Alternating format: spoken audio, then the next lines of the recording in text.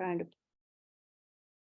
Okay, now everybody who comes in, gets that little, this meeting is being recorded. What would you like to do? right. I don't think Rodney will get it.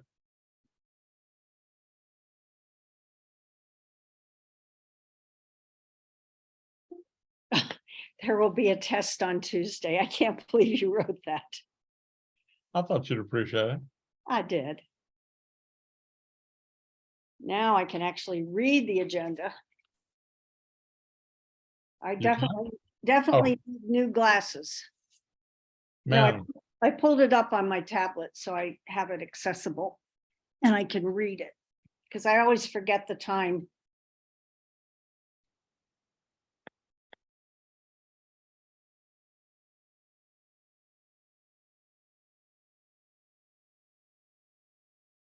okay.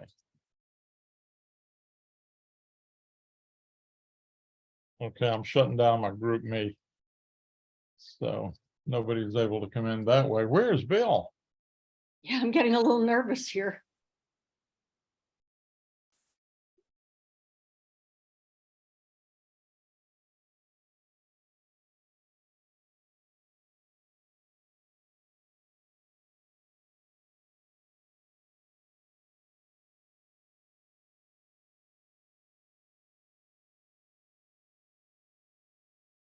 Should we call him?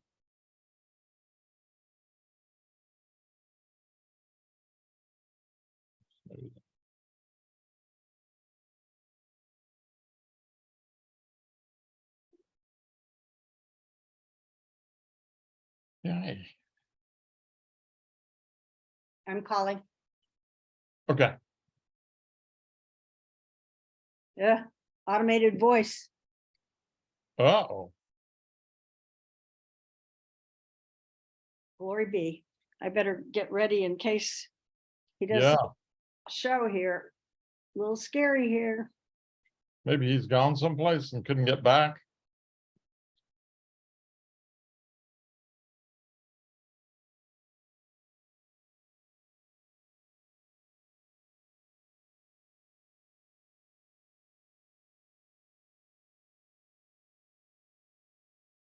Great, Mike. That's terrific. Now Rodney knows he's loved. If there was any doubt.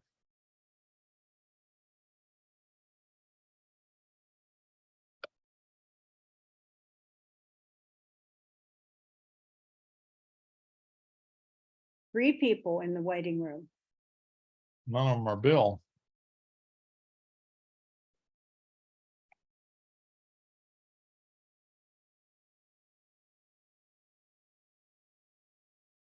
I would,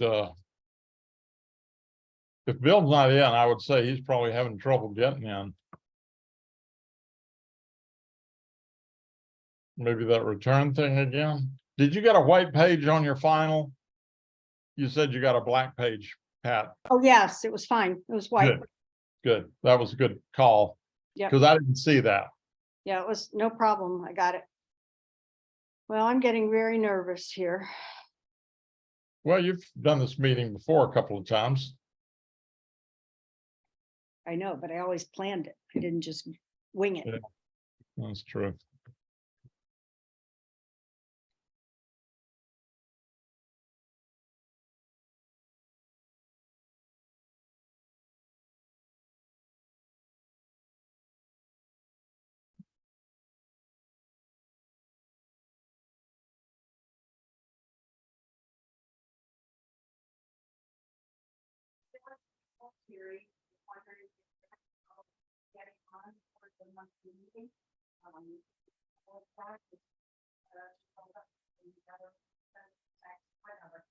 Thank you.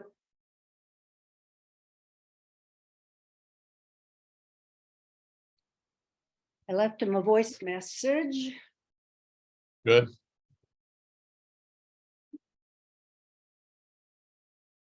Mm-mm. So what I'll do is if he doesn't come on, I will welcome people. Ask you to tell people that they'll have a chance to speak and introduce themselves.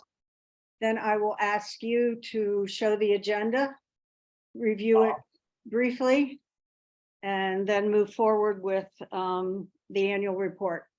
Okay, And we'll hopefully he'll join us by then, but we'll see. yeah, good. Mike, do you want to send out another message? Here, to the waiting room? Okay. Let them know. Yeah, just say we'll be with them at 2:00. Which is 7 minutes.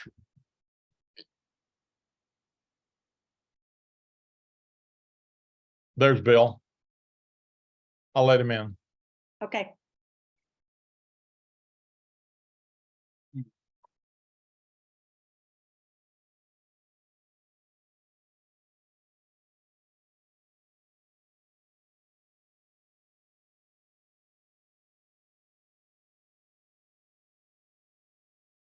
There he is.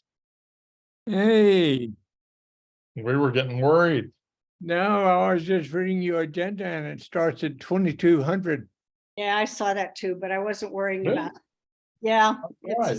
it's just a small thing. No, Bill, you are a sight for sore eyes. I was having heart palpitations if I had to so, run. so at 2200, I thought we started around 10 p.m. or something. Well, no, that would be 2:00. 2:00. Okay, I wasn't in the Military. armed services. Well, I watched Star Trek. That was Oh, mine. So. Your you camera know I'd is off. always be here. Yeah, we need your video up to see I thought I your was up. smiling face, Bill. I thought I was up. There you go. No, it keeps going off. There we There you go. go. Yeah, handsome. Oh, Good wait a looking. minute.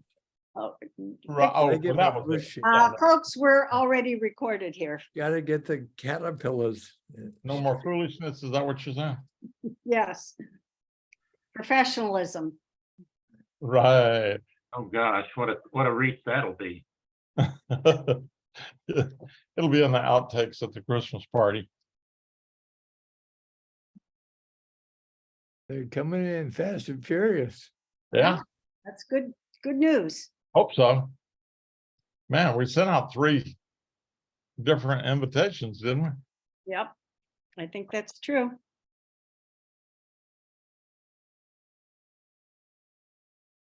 I'll be very curious at the response on the meeting format. If people are interested in person or not.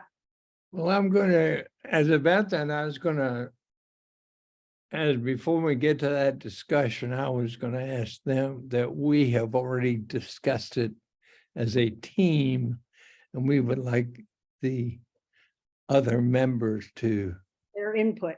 Yeah. input, okay? Because we know how we feel, Right. I think. Can you move your camera back so we can see you a little better? The Who, whole me? head.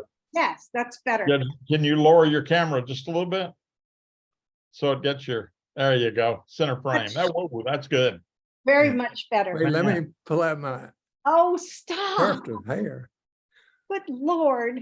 How did I get such a motley crew? I recommend a bow tie. All right. I've got one. I'm going to a formal wedding tonight, so I have to wear a tux, so. No way. Wow. uh, I thought those were a thing of the past. How exciting. I thought you were already married. Well, this is a niece. Uh-huh. Nice. Nice, Where nice.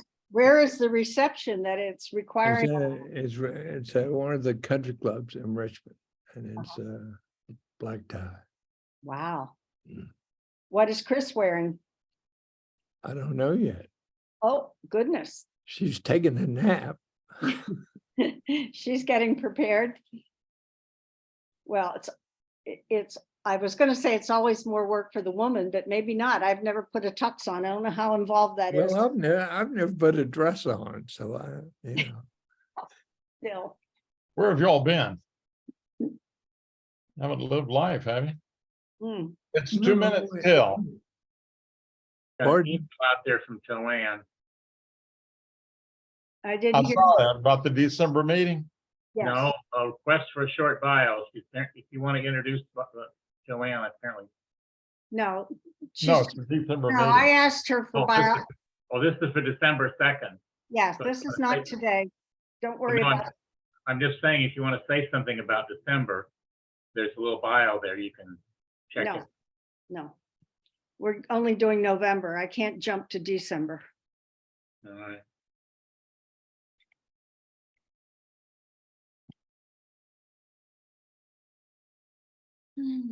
Bill, I left you a phone message, so you can ignore that. Uh-oh. Was that bad? No, I was just checking if I was gonna have to take on You the ready? moderator. Start, it's almost 2:00. We start letting people in? 1 minute. Sure. I say yes. Okay. Yes. I got 158. Let's do it.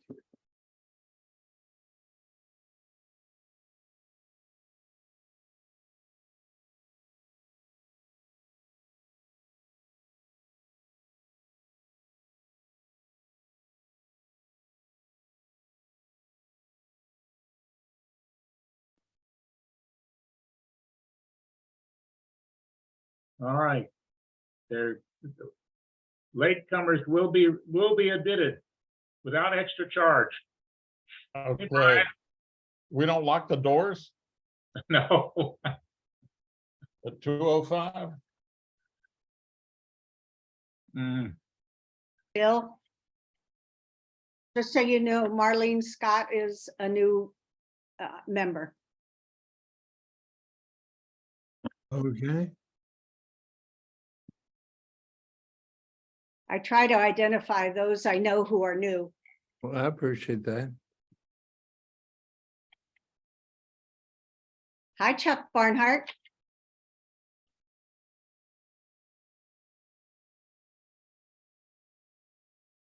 And Glenn, welcome Glenn. Hello. Hey, Glenn. Becca's here. Good. It is 2:00. You ready for some dancing music? And let's go. Yeah, let's go one more minute and then we will do Okay. it. All right. Looks like Rodney is still at the carousel. Good for him. Oh, well, there you go. So much for synchronized clocks here. Synchronized what? Well, I mean, Bill says we got one more minute, so I just figure our watches aren't very synchronized. I think Bill's a little slow. Are you on Universal I Global am Time? slow. Yeah, Wait, well, I had to repeat kindergarten, so. I've heard the room. Yeah, but I think you are about a minute slow there, Bill. All right, well, we can start. We want to have a slow race. I think I can win that one. I see 16 shining faces.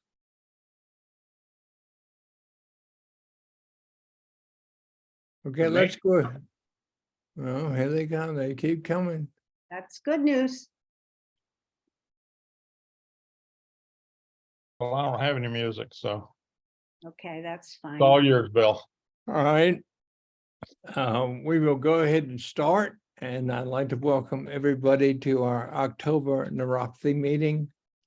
And I hope everybody's enjoying the fall weather. I just looked outside and it stopped raining here in Richmond, Virginia, so it's and I had a friend of mine who lives, my next door neighbor went up to the Blue Ridge yesterday and had a wonderful time. So anyway, anytime you can do the Blue Ridge, go ahead. Anyway, my name is Bill Porter.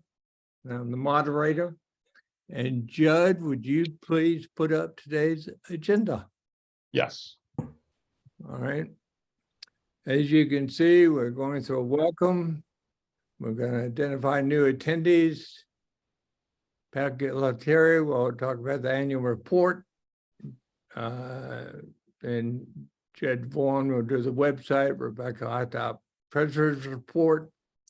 And at 2:35, we're going to have an open discussion, but it's going to deal with the future of PSN, whether we're going to meet in format or the meeting of format of Zoom, in-person, hybrid, or some combination.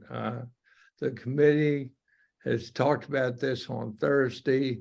And so when we go to this discussion, we mainly want to hear from you all, what you all think, whether it to be Zoom, in-person, hybrid, or whatever y'all think. Then we have a break, and we're going to have open discussion. Then we have a wrap up. And then we have overtime, which is for, well, it's got all next to it, but some people choose to get off at 4. But overtime has been very special in the past because people who felt they were not recognized or cannot say what they wanted to, or they want to meet socially, we have overtime. So are there any questions on the agenda? And during overtime, can we insult the moderator? Sure. Okay. Just checking. I'm one of those pioneers. I could turn around, you got arrows in my back. Anyway, any questions? All right. Anyway, those who have not joined us before, you'll find us a very caring and supportive group. Remember that we're all in the same situation. Also, what works for you may not work for others. Plus, we may have PN, but neuropathy does not have us. One thing I want to talk about on discussion, during open discussion, you can raise your hand to be recognized, or there's a reaction feature at the bottom of your computers for those who don't know, and you can click on reactions, and it can raise your hand for you. And also you can go to the chat feature and put a question that you may have that we do monitor the chat. So you can either raise your hand physically or go to the reaction, put up your hand, or go into the chat and put your question in. Are there any questions? Okay. I just wanted to quickly say hello. I turned off the music so I can talk a little bit. We only go every 30 minutes when I'm running the carousel here. So, but I'll be listening in and looking forward to maybe participating a little bit. Okay, we when look I'm not forward running the to it. carousel. All right. Thank you for Okay. joining. Tell Anybody Bill, else? tell everybody about Rodney and his carousel. I do not know about Rodney and his carousel. Oh, well, Rodney has been an old-time member who got this gig, a volunteer gig, to run the carousel for the kids down at down somewhere in Alexandria at the park, and he didn't want to miss the meeting. So he is on this meeting while he's operating the carousel, the kids' carousel. If we're lucky, we may get a shot of it.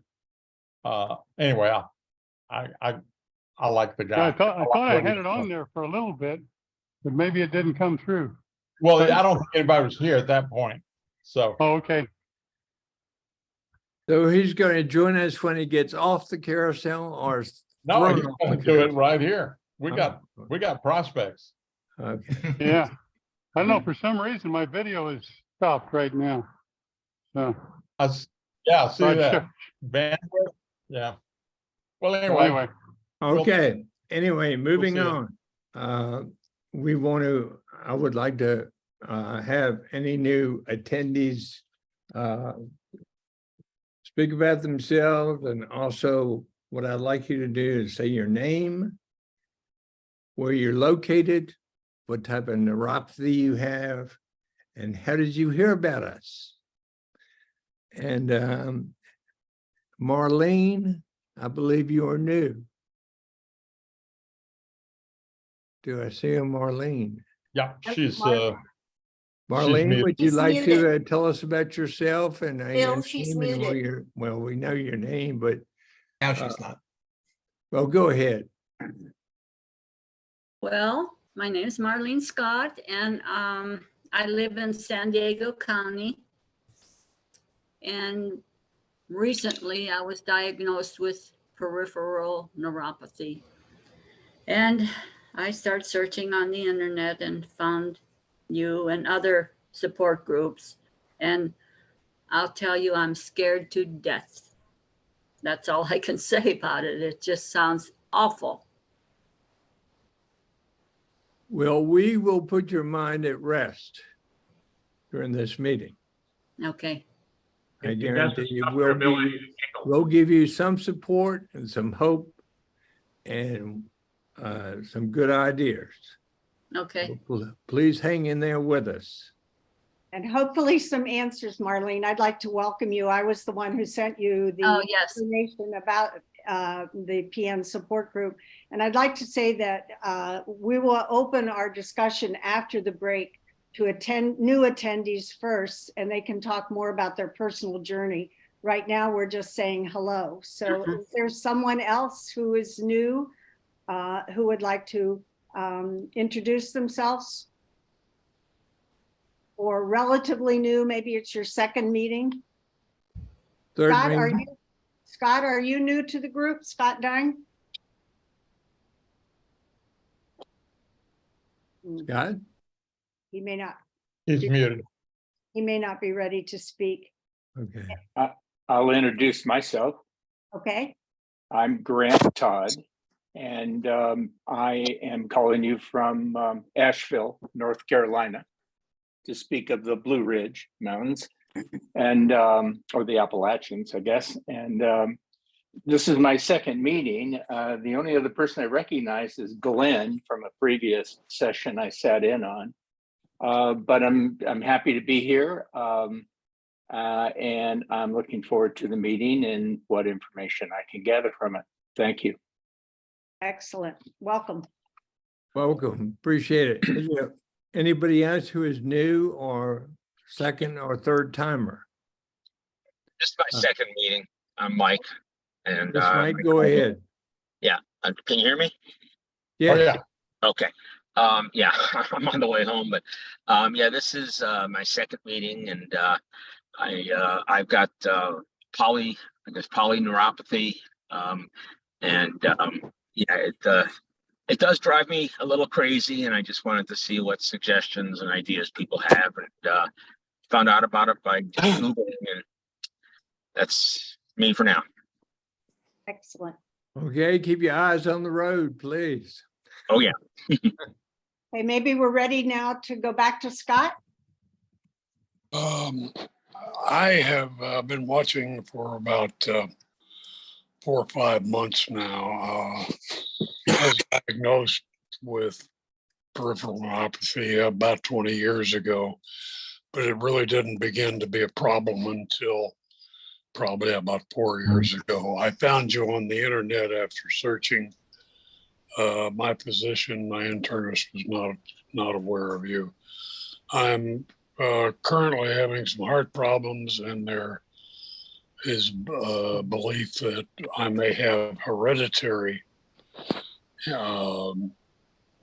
neuropathy connected with protein that has become unfolded. And we have not come to a conclusion yet, but I should find out in the next week or so what's going on. And where are you, Scott? I didn't hear. I'm in Fairfax County, Virginia. All right. And Okay, who is- welcome, Scott. welcome, Thank Scott. Okay, is there anybody else before we move on to, Anne, Hello. Ann, go Yes. ahead. Hi, I'm Ann Stillwell. I'm from Reno, Nevada, and my friend Helene Greenberg told me about the group, and I attended 2 or 3 meetings, but not for a while. And I do have neuropathy in my feet, but it's getting better because of some alternative medicine techniques that I'm using. And so at some point I can share that with you, but I watched my dad get it, and I just know that it was going to get worse and worse and worse for me if I didn't do something. So anyway, that's me. Well, welcome, and we will, after the break, you'll get more of a chance to speak to us about it. And like I said before, I guarantee you, the new ones will find out some good news about what's going on here, because we do offer a lot of support and hope. Bill, it looks like there's a man named Bruce that was trying to raise his hand. Bruce, okay, Hey go there, ahead. guys. This is my second meeting with you, although I know Pat because we worked on the neuropathy cross-country trip that was done during the summer from Washington to San Francisco, and it was very successful. He helped to raise a lot of money, and he did a bunch of ads for everybody. But the reason I'm here today is the same reason everybody else is. My neuropathy is active, and it's driving me nuts, especially the last couple of days. And I don't know why. And I'd love to know if anybody else has similar problems. I haven't exercised my usual bike rides, and I'm wondering if the blood flow to the feet is not getting there, because I'm feeling especially numb. I take low dose naltrexone, which is a very, very wonderful pill that has helped with the pain. So I no longer have any pain. And I've had neuropathy since 2008.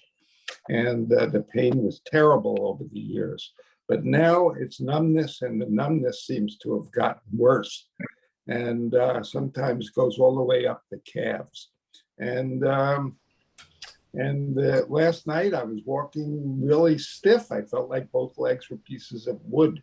So if there's anybody who has similar problems, I'd love to hear. And if you got solutions, I'd like to hear that even more.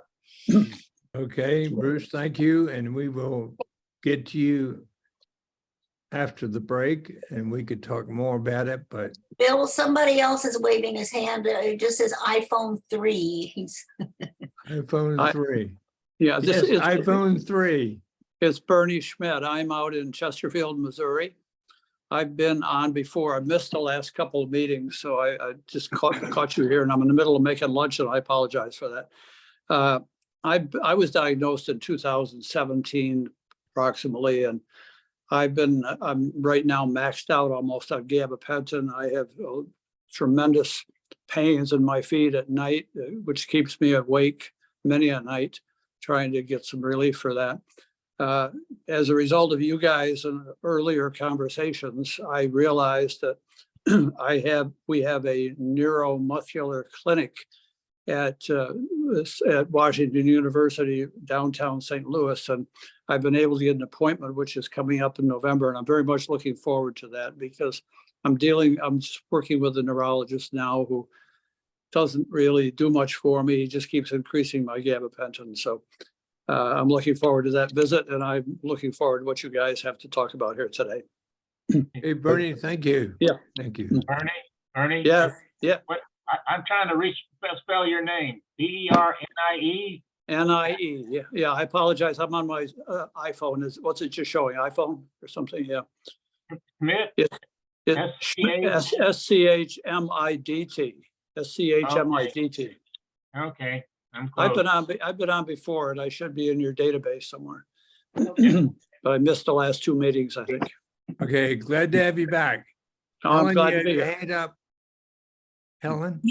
Yes, I'm new to the group. I was suggested I contact you because of chemo-induced peripheral neuropathy in my fingers and my feet.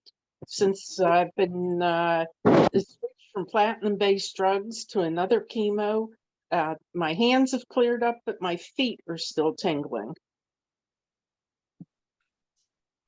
Okay, welcome, Helen. Were you one of the ones who were referred by CJ in North Carolina? No, I would have been referred by somebody that was working with cancer bridges here in Pittsburgh. Okay, so you're in Pittsburgh. Thank you, Yes. Helen. All right, thank you, Helen, and we will certainly get to you in the second hour, if not before. Anyway, time is moving on, and I am going to call for Pat to give us a little backup on the annual report. Go ahead, Pat. Hi, everyone.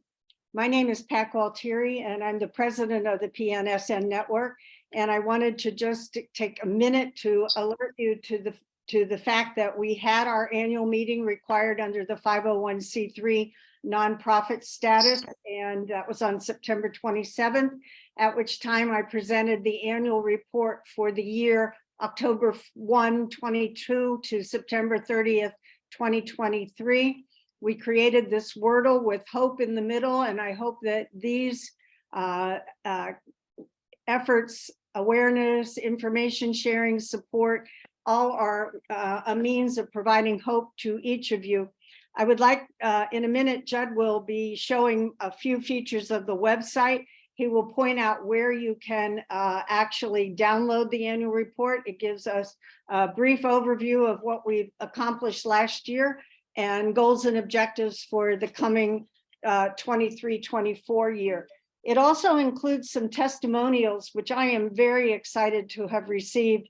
These are some short quotes that individual members wrote, telling how the support group has been helpful to them in their PN journey. And I urge you to read those. They will be put up in the next week under, I think it's lived experiences, but Judd will explain that in like 1 minute. Judd? Okay. Go ahead, Judd. Thank you, Whoops. Pat. Thank you.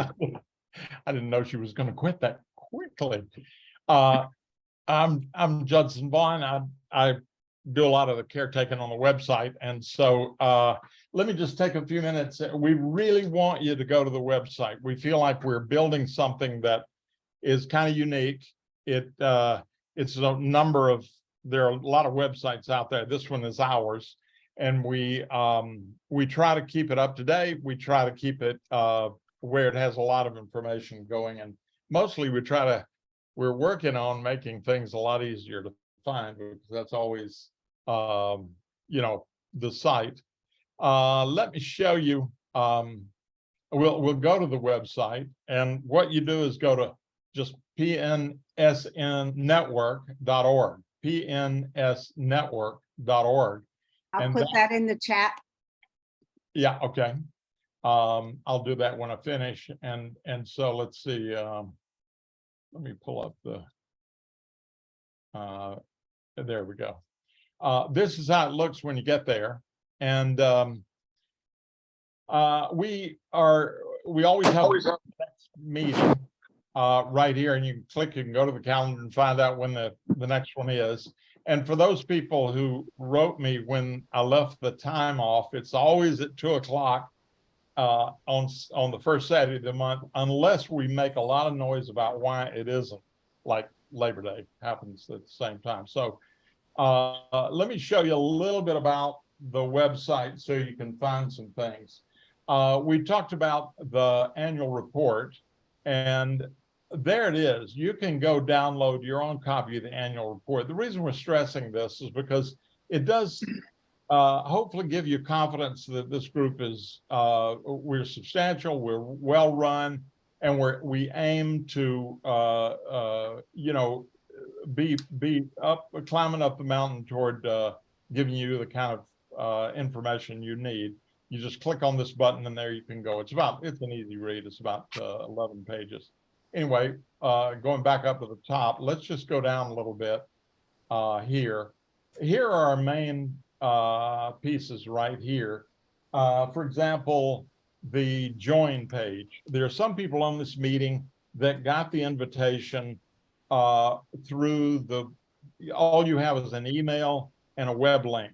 You're not going to get the next one unless you join our group. It's free. There's nothing to it. You can get off on it as easily as you can get on it. But what it does is put you in our mailing list so that you'll get the invitation to the November list. So just click that join button, and let's see, let me click it. There it is. Why join? And then this form is going to appear in a minute.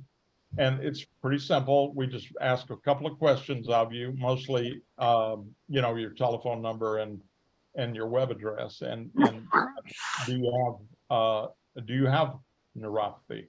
Or do you have hearing loss? Do you have diabetes? And that might be something we'd talk about a little later on. But anyway, like I said, there's no cost. We use the NPR model. That is, you get all the services for free, but if you want to go deeper, we welcome you to contribute if you want, or even better, become a volunteer, because that's what we really need these days, is volunteers to help us with expanding projects that we are going about. Let me and let me just stress this. If there's anything on the website that you see, you can always go to one of the pages that has a comment section and put in a comment, put your name and so forth in there. We get those messages and we share them. If you don't want to do that, because those messages become public on the page, then send us an email. The best thing to do is to send one directly to Pat, and that's at leader@dcpnsupport.org. leader@, and she'll get that, and she'll, of course, will share it with the rest of the group. Let me show you a couple of other features about the site that we feel like you can really benefit from. For example, here's the resources section. The resources section has many. Whenever you get to neuropathy, you're always interested in finding out more, because it's the first time you ever heard that word. Nobody gives you the full picture, and it's often it's hard to research. So this is not the exhaustive guide. We're not researchers. We're not medical people. We're mostly just citizens. We're people with neuropathy. But anyway, this is kind of a first blush here. We talk about the different types of neuropathy: small fiber, large fiber, autonomic, ulnar, and we should put in here hereditary, because somebody mentioned that today. What are the causes of neuropathy? Often they are things like diabetes, autoimmune, and what people call it idiopathic, and there's heredity right there, or chemotherapy, like Helen was saying, even Lyme disease, and it has many known causes, and it's a very complicated situation. So key is getting a good diagnosis, but second is finding out a lot more than you might know now about your neuropathy. Like Bernie was saying, there may be facilities near you that we don't know about. So it's important to know a class of help that would be good. Advice from our community, we call it lived experience. These are basically simple facts about things like shoe and foot care, mobility, diet, supplements, exercise, lifestyle, disability benefits. And the idea here is that these things are important to you. If not now, then it's part of your growing vocabulary and lifestyle choice about neuropathy. And if you're there are several more things about the resources guide. For example, what's new in research? We have a page on that, but I'll let you investigate that on your own. Let me go now to what we call the newbie guide. Newbie meaning people who are new to neuropathy. Once again, going back to the home page, just go down the home page. Oh, this is our news section, by the way. This is a new feed we call Footnotes. It has articles and tips on lifestyle choices, meetings that are coming up, seminars, contacts, resources, and so forth. It just kind of bops through here, and then you can find out more about that. We update that pretty regularly. But I wanted to speak finally about the newbie guide. The newbie guide for us is the way you start. You just got diagnosed, and the doctor says, here's some gabapentin, go and I'll see you next year, and you didn't even know how to spell neuropathy before you got there. So this will get you a good start. Where do you go to get some help? I'm just going to bop through some of this. Building healthcare team, we believe very substantially about this. Who else is working on this? This has to do with researchers and doctors who are working on the problem. Why is there no cure? Well, there actually is some cure for some forms of neuropathy, but mostly it's something you deal with. And so, but we think that's not the end of the world. We're all dealing with something. And the idea is that there may not be a cure, but there are dozens, almost hundreds of things you can do to get yourself less pain and a better quality of life. Ask Chuck Barnhart about that. The shoe shopping, balance and falling is in your brain. Get help by helping others, and what's new in research. Those are all areas where you could benefit. I think if you're new to neuropathy, we really wish you would check that out. So I think that's all for me. Is that enough? Okay, that's enough. Judd, thank you very much. And one thing I do want to mention is I've noticed some background noise. So if you're not speaking or you're moving around, please mute yourself so we can hear. I did hear some background noise. But anyway, okay, Rebecca, we're ready for a report from the treasurer. Hi, folks. My name is Rebecca Hotop. I'm the treasurer. Last year at 10/1/2022, we had a total of $2,633 in our bank account. We had one of our wonderful members last year at Christmas time offer to a matching campaign that they would write a check up to $1,000 for anybody making donations at the time. So for the last year, the total deposits this year has been $4,405. Total expenses for this last year has been $1,848. So that leaves us a current balance of $5,748. However, there is a $662 check outstanding that's not been cashed yet. And when that gets cashed, our total balance currently would be $5,086.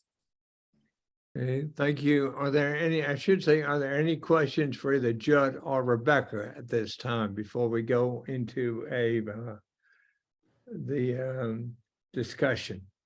Any question of Judd or Rebecca? Bill, I would like to ask Judd to show the donate button. We do have monthly operating expenses, and although it looks like we are flush, that is our cushion.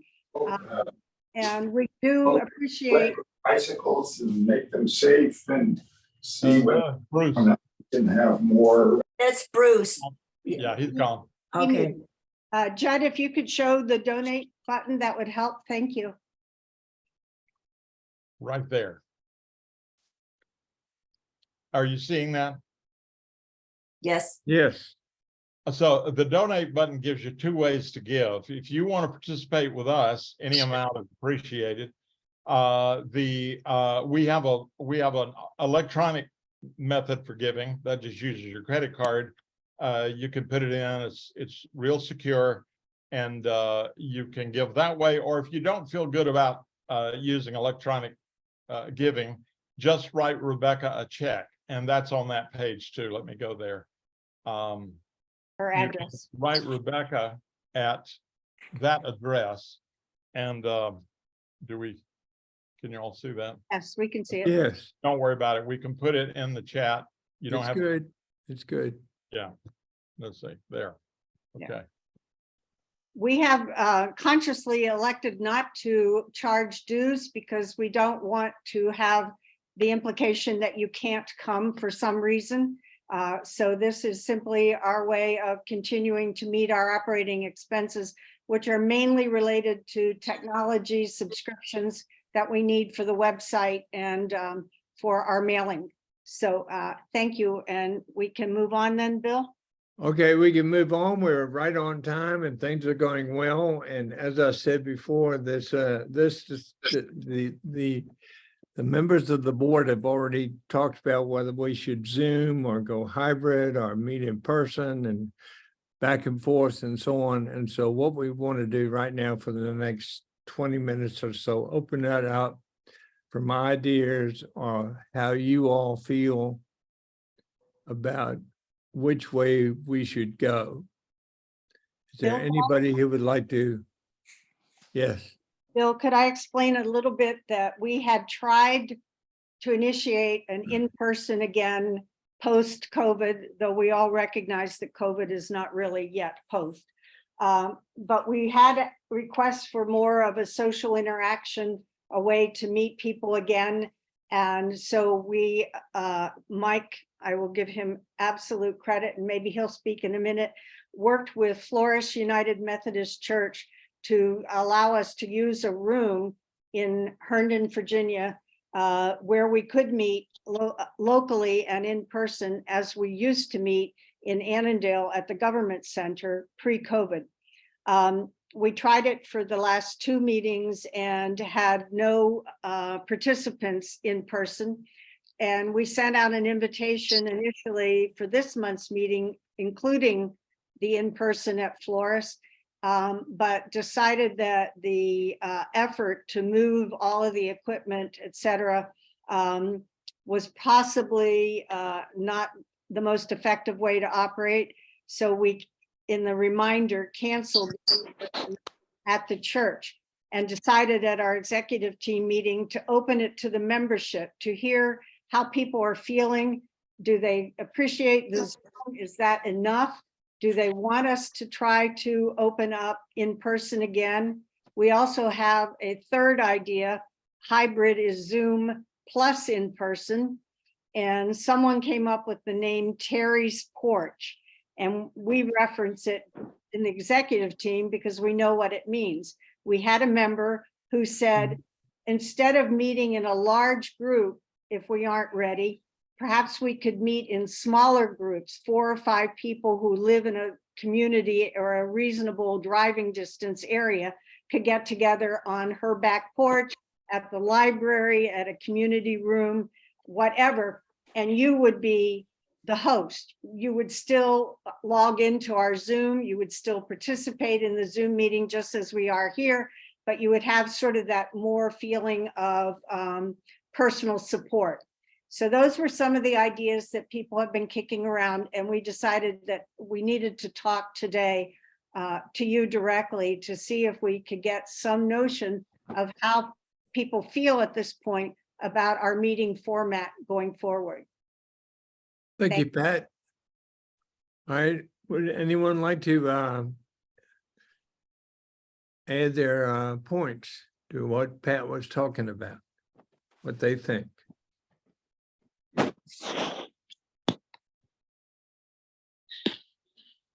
It worked for this format works for me because I'm in Pennsylvania. So Yeah, you're, we've got a fair number of people on here today that are from different areas, so. Yeah. Well, we wouldn't do either. We do both. We would always have a Zoom meeting. But Oh. the idea is we talked about opening up kind of a, you know, for social interaction, we'd open up a live meetings. Remember live meetings? No. we have 2 hands up, Marlene and Brenda. Marlene, Marlene? did you have a comment, Marlene? Scott? Yeah, the Zoom meeting works so very well for me. I don't like the lack of more personal contact, but driving as I approach 90, I'm ruling out for not only my own safety, but for the others on the road. So as long as you keep the Zoom meeting, I'll be happy, even though it's a little bit impersonal. Thank you, Scott. Okay, Brenda Cheadle. I'm in that same situation. Due to neuropathy, I can no longer drive. And my husband also has neuropathy and also cannot turn his head. and he is our driver. And so we drive as little as possible. And this is the only thing that works for me. But I'm so accustomed to Zoom now because I belong to Osher Lifelong Learning. That's all on Zoom, that I get to feel like I know people, because over the months and years, you get to know personalities and people's interests. And it's not quite as impersonal as some might think, at least for me. Thank you. Okay, thank you, Brenda. Bernie, your hands up. Yes, being out here in Missouri, I have been unable to really find a group similar to what you guys have there, and I would absolutely want to stay connected with you by Zoom, as that's my only way of staying connected. If there were a personal group somewhere around this area, I'd love to do that, but I'm not finding any. So you're my choice, and go Zoom. Good choice, good choice. Rebecca, your hands up. Just to kind of reiterate what Pat was saying earlier, what do y'all think about maybe having a personal meeting like every 6 months or every 4 months, or, you know, at a holiday time or something like that? I know we've got a lot of people that are too far away to come here, but would anybody be interested in that? Particularly the DC, Virginia area. In the past, we have had holiday parties, and we tried to have a summer get together, but we had very little response. I think people were still wary, and so we canceled the summer picnic. So I guess we're now facing a holiday get together, and I think what Rebecca's saying, is it worth the effort to try to plan something like that? Are people at this point willing to get together or interested in getting together in person? Holiday, anybody? Comment? Well, if you decide to do it, a party, Santa and Mrs. Claus would be happy to come. And you get pictures with them. That's lovely. Thank you, Rodney. I think Ellie had her hand up. Oh, mute. Ellie, you're muted. Ellie, you gotta unmute. Give her a second. Hi, I would be interested in getting together occasionally. I believe Scott said that he lives in Fairfax County, as I do, in McLean. And Herndon is, you know, close by too. And to have the socialization and that interpersonal experience in actually talking with people one-on-one and actually meeting people, I think would be a very pleasant experience. And so I would vote for meeting in person occasionally. Okay, that makes sense. So far, we're right on schedule for, is there anybody else? We understand that people from, you know, far away cannot come, but we're just trying to see what people think. We'll zoom them in. So far, you're right on point. Someone Anybody else? Someone asked why we chose Herndon. It wasn't really, there's no place that you can say is central to Fairfax County or even DC, Virginia area. But what we had to do is find a place that was willing to host us. And it just happened that this church has been amazingly supportive of allowing us to use their facilities. And that's why the location is Herndon. It wasn't because of, you know, some people would say, well, that's too far for me. But then others would say, well, the old Annandale meeting spot was too far for me. So we're never going to get a you know, 100% or even a majority maybe on it. But that's why we were talking about maybe smaller groups, like reserving a library community room, and whoever in the Annandale area would go there, and then somebody else would go to Herndon at the church, 4 or 5 people, all using Zoom. So that was our thinking. And unfortunately, that would take somebody to organize that at each of these little groups. The executive team is not going to set out and say, okay, the Annandale group is going to meet at George Mason Library and the Herndon group is going to meet at Morris. If you are interested in doing a group like that, all you need to do is ask us for people who live in the area and contact them and say, hey, would you like to meet at a restaurant? Would you like to meet at the library? And we'll pull up a laptop and we'll join the Zoom group. So we're not saying that we're going to start 4 or 5 small groups because we couldn't manage, it's enough to do the monthly meeting. But if you have an interest, we would help you find others in your local area that might be willing or interested in getting together. So there you go. And I just wanted to say also that the reason they chose the florist was because one of the members is a member there, attends the church there. In fact, I'm going to ask Mike, do you want to add anything if Mike is up? He's not here, I don't think, right now. All right, he had to leave for a moment. Okay, well, thank you for your feedback. I don't want to cut it off if people have any further comments. We will always continue the Zoom meeting, and just stay tuned on any developments on in-person gatherings, please. Bill, before we move to the break, I promised Ann Stillwell could not stay the whole 2 hours, and because she's new, could we give her a minute if Ann is ready? Yes, ma'am. And I'll give you 2 minutes.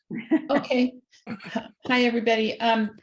Yes, I got neuropathy in my feet when I was about 30. I'm 71 now. And I think it was after an incident when I fell off a horse. I got bucked off a horse. And anyway, so at the same time, my dad got neuropathy in his feet and he died at 90 years old. But when he passed away, he was numb all the way up above his knees. And so, you know, he stopped taking walks and everything. And I didn't want that to happen to me. So I decided I was going to try everything I could. So now I do chiropractic, I do massage, I do acupuncture, and I'm going to try stem cell therapy.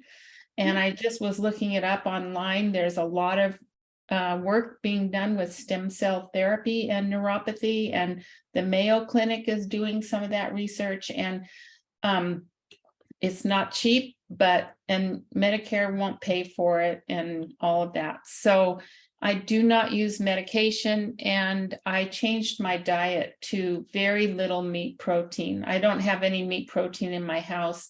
If I go out, I will have chicken, very little fish because of the microplastics in the fish, and sometimes beef.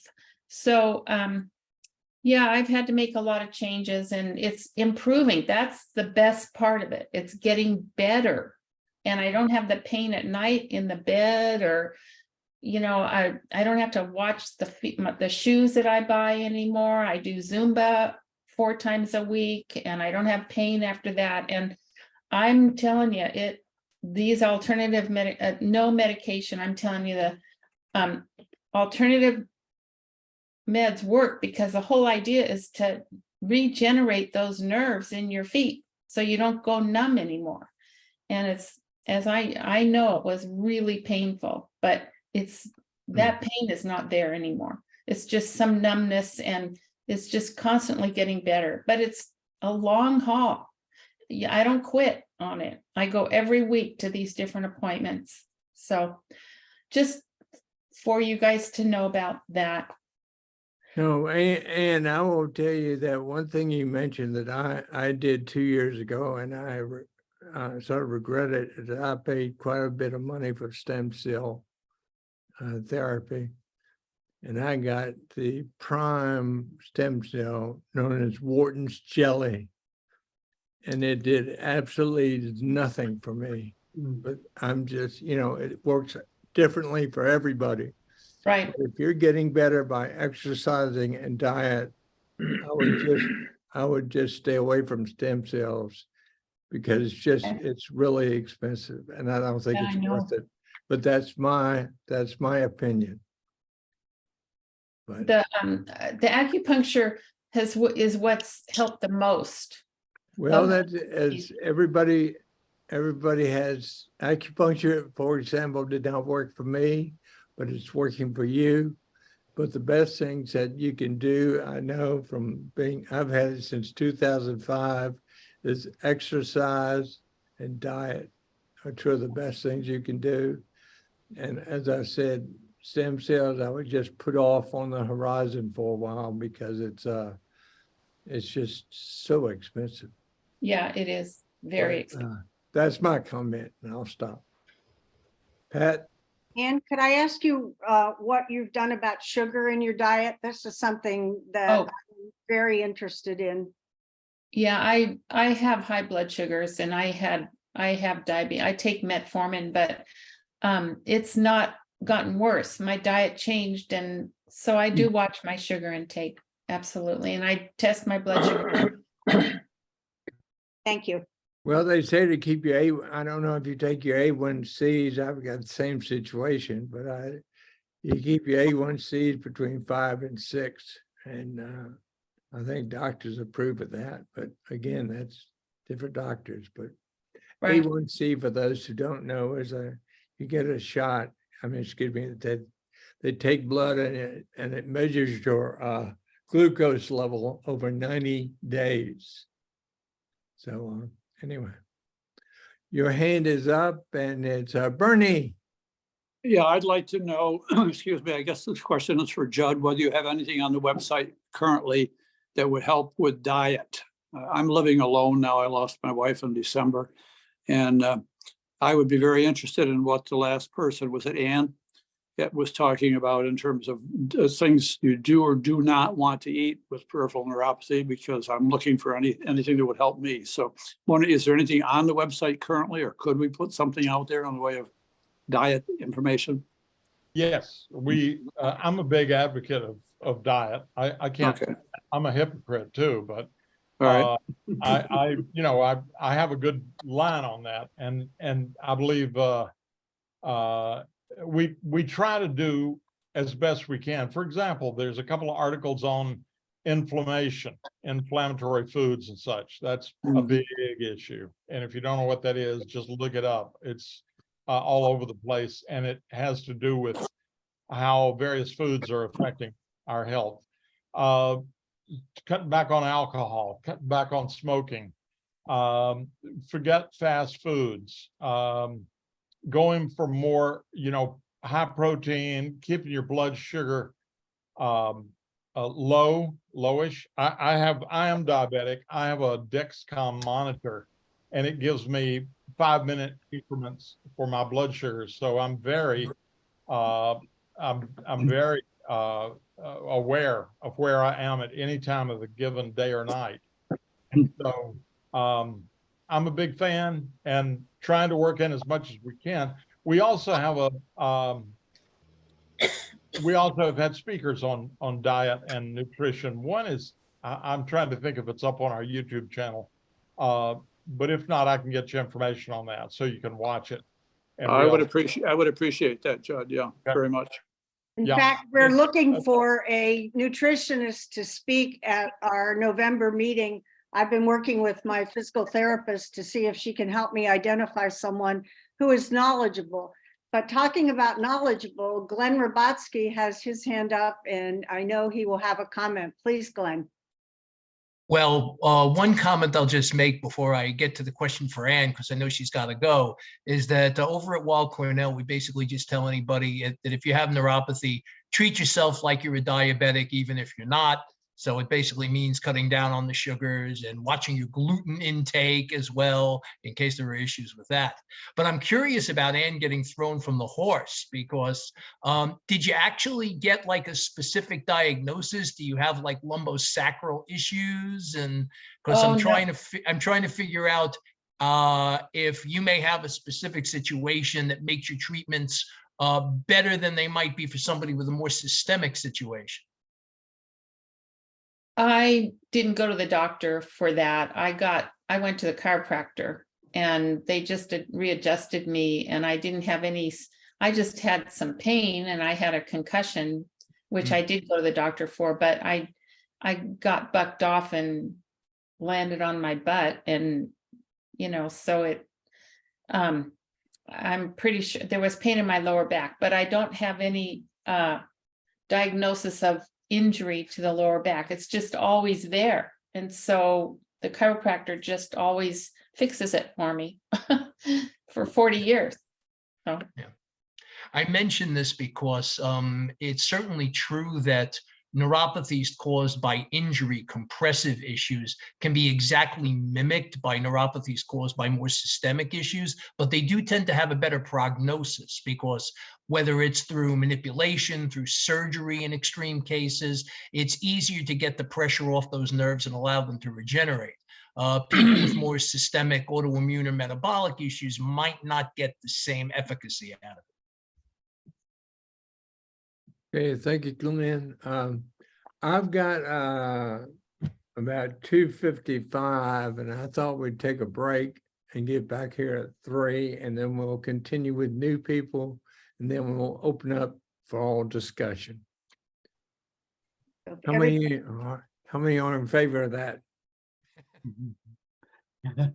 Okay, see you in 5 Get up minutes. and move and get some water or something. Yeah, motion is lotion, rest is rust. Thank you. Get formal and say, we make a motion to get in motion. That's emotional. Miller time.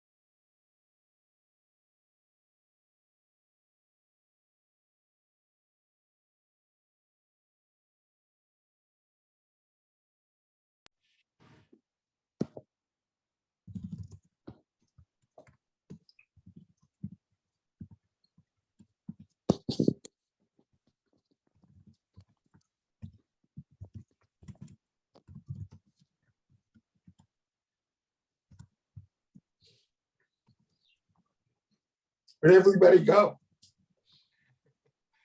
To drink and to pee. It's a pee break? Partly.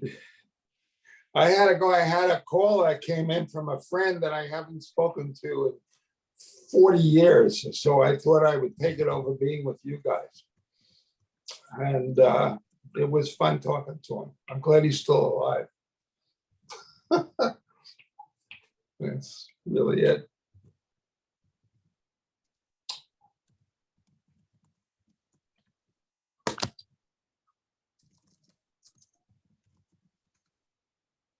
Glenn, Yes, you look like you're occupied and I don't really want to disturb you. you can I've do got- it. I multitask well. Okay, I used to think that myself. I have water by my side so I can do this. This is my second round where I have experienced you. And one of the things that I'd like to ask is I'm calling from, I'm dialing in from North Carolina. As you know, we are a rather research-rich state. We have, the university system, we have Duke, we have other renowned facilities, and of course, I can't speak for them in the area of peripheral neuropathy at this time, but I also kind of run parallel with the fact that I've heard in previous conversations how unhappy kind of generally people are with neurologists and therefore getting the answers from neurology. And so one of my interests is, and maybe you can help guide me, and that is that I'm hoping that we can keep attracting people into sessions like this. Of course, I would like to get a session going in North Carolina, and maybe that would be helpful to the network. But that being said, is that that we can bring the professionals in so that we can cut through, hopefully, and kind of detour some of the rabbit holes that we could be led down into, i.e. treatments pain management, a lot of things, what works for somebody doesn't work for somebody else, and try to be able to categorize that. And I was just, one of the comments I was referring to was someone said, you know, like you said, what is your diagnosis? And I don't know that everyone has a common diagnosis coming into this, of course. And so the idea being, how do we kind of manage those categories, so to speak, without getting down deep into another rabbit hole? But the idea being is how that we can be to address and be addressing the things that are very common amongst us all, not the things that are special to each of us. I hope we can deal with that too. But I'm just really interested in, from your background and clearly the research and information that you have, as to how we might be approaching, let's say, a research-rich area to identify who's out there, who does what availability do they have to join into the network and be available, to really talk about from a very professional current status of research, et cetera. There's a lot of different issues that actually come under that rubric, although I will say we've always found it tricky to get medical professionals to come in either in person or in Zoom meetings just because of the time element. There's also the compensation element. A lot of them want to know, like, okay, you know, am I going to get an honorarium for this at least? It's been a little easier to get like the, you know, physical therapists and nutritionists in, because they figure they're building the business by having, you know, the captive audience. But it's not easy to get such people to talk unless it's been at more formal types of convocations, which of course were terribly disrupted by COVID. I'm not sure, and obviously anybody can chime in on this, how going forward we get more people on the professional level involved in it. I do know, and I obviously experienced this at times, maybe more than most, there is some worrisome aspects to it on the part of some of the physicians who don't have a sense of humor, because they'll accuse you if you go in there and you say, I heard at the support group meeting this, this, and this. They'll poo-poo it or accuse you of, you know, Googling stuff without understanding it. I'm not thrilled with that, because I will flatly say I have as good an ability to integrate information as anybody out there. And there are other people on this call I would make the same claim for. You know, just because you're not a doctor doesn't mean you're not bright. But there is an aspect to it where I think it takes both a general long-term gradual development of trust on the part of the medical people, and also particular types of medical people who actually are open-minded and have a sense of humor about it. You know, unfortunately, neurologists don't tend to fall into the sense of humor category very well. That's what I understand. Yeah. Particularly not neuromuscular specialists. Right. I've dealt with a physiatrist as an example, which I never quite understood in the first place. I mean, it's that some form of a mental dealing. But anyway, I did learn that. But it seems to me there is a great movement now toward wellness. And that is, a lot of the medical profession is moving away from acute to where they can't even deal with all the patients they have. And they're moving over into the preventative, the wellness side. And maybe our best chances are to go toward that side of it. Now, I happen to be a refugee from the Ornish program of diet, which came from the China study, as you know, so that is that's a focus in our area along, and so is Pritikin, in the terms of diets that are tied into a lot of post healthcare, post hospital kind of things. But anyway, Glenn, I'm gonna have to just cut you off. Fair enough.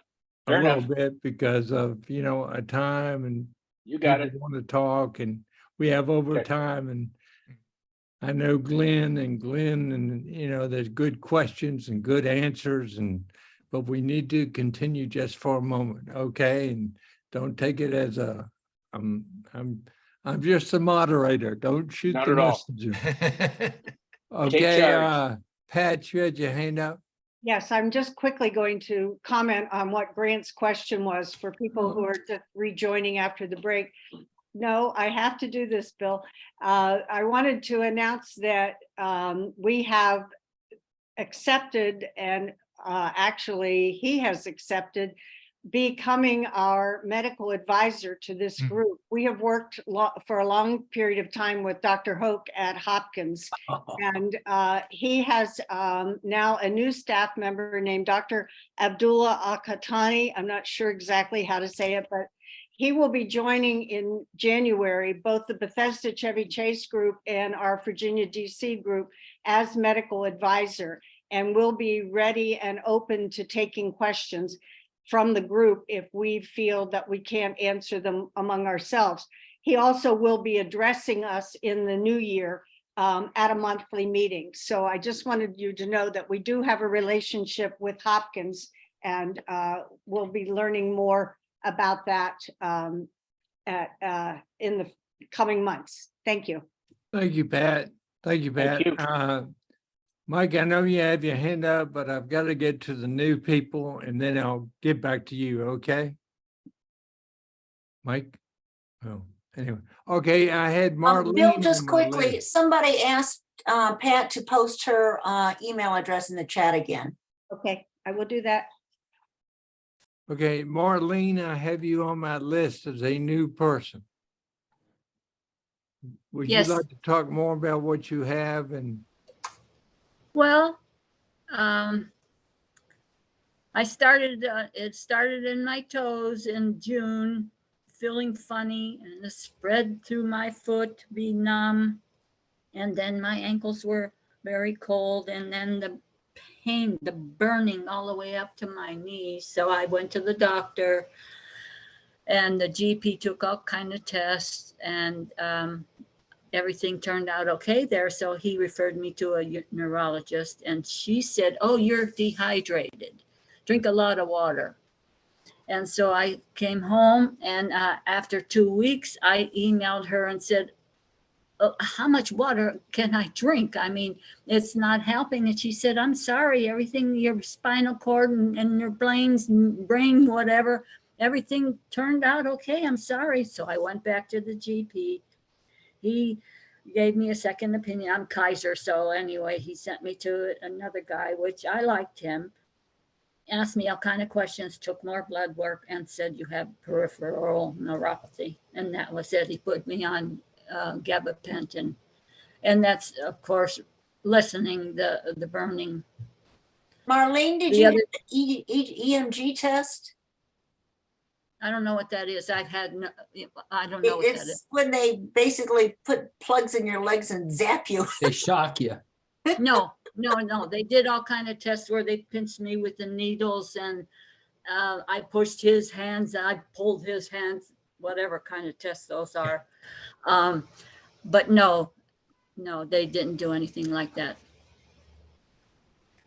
I sent an email to my GP the other day, because from one of the support groups that I signed up with on Facebook suggested maybe it was a statin or something, and I'm on simvastatin. And I said to him, could I get off of it? And he said, yeah, you could try it. It'd be a good idea to see how your symptoms are. So that's what I'm doing now. Marlene, I will tell you that going to a pharmacist with your list of medications can be a tremendous help over a doctor's advice. I mean, it's good to get a doctor's advice, but a pharmacist is trained to know if one medicine can, cause something. So I checked that out. And also, Okay. as I said, diet and exercise is good. And I'll stop there if anyone else has some advice for Marlene. There are websites where you enter all the medicines you have, including supplements, and some supplements have a lot of different stuff in them. Some medicines are actually combination medicines. They will look through it, and it can easily happen that you're overdosing on some medicines, especially if different doctors have given you different, have recommended you take certain things. Yeah, a pharmacist can do that, but you can have control of the process to some degree by just going on a website, and there's various ones, and I don't remember offhand which ones are there. But you enter all your medications, and it says, oh, you're taking an awful lot of X, Y, and not taking very much of that. And just get a kind of a second look at from an expert standpoint of what it is you're taking now. What should I put in to look it up? I don't know the name of a site, but there are several sites out there. If you just search for sites that evaluate your. Evaluate, okay. Check with your pharmacist for the site. Okay. Really, that's a good idea. Okay, Marlene, I'm just moving on just to, we can get back to you and, Okay. Okay, I've got, Scott, you are on my list. Is Scott here? Yeah, I'm still here. I really am picking up a lot each time I listen. I have the same feeling about neurologists. I've gotten more from my internist than I think a neurologist has ever offered. I happen to have a guy who's pretty knowledgeable and very curious about what his patients have. That's worked to my benefit. The latest thing for me is finding out I may be in an hereditary situation, and listening to today's session, I'm realizing more and more there must be a lot of sources that result in peripheral neuropathy, and it makes it more difficult to deal with. Thanks to all of you. Right, any answers to Scott? Let me just comment. This applies to Scott and to Grant both. You need to recognize, first off, that most neurologists were trained in the 90s and the early 2000s, where the emphasis on your training is to diagnose brain diseases, not diseases of the peripheral neuropathy, of the peripheral nervous system. And that's the bulk of their training is in those areas. Very few of them are trained in muscular control and peripheral neuropathy. And the reason for that, frankly, is we just don't know much about it. The research on how the peripheral neuropathy system really works is very, very limited. It's extremely difficult to study signals that are happening in these little tiny nerves, which are just a very tiny percentage of all of them, all the tissue that you have in your legs and your feet and your hands.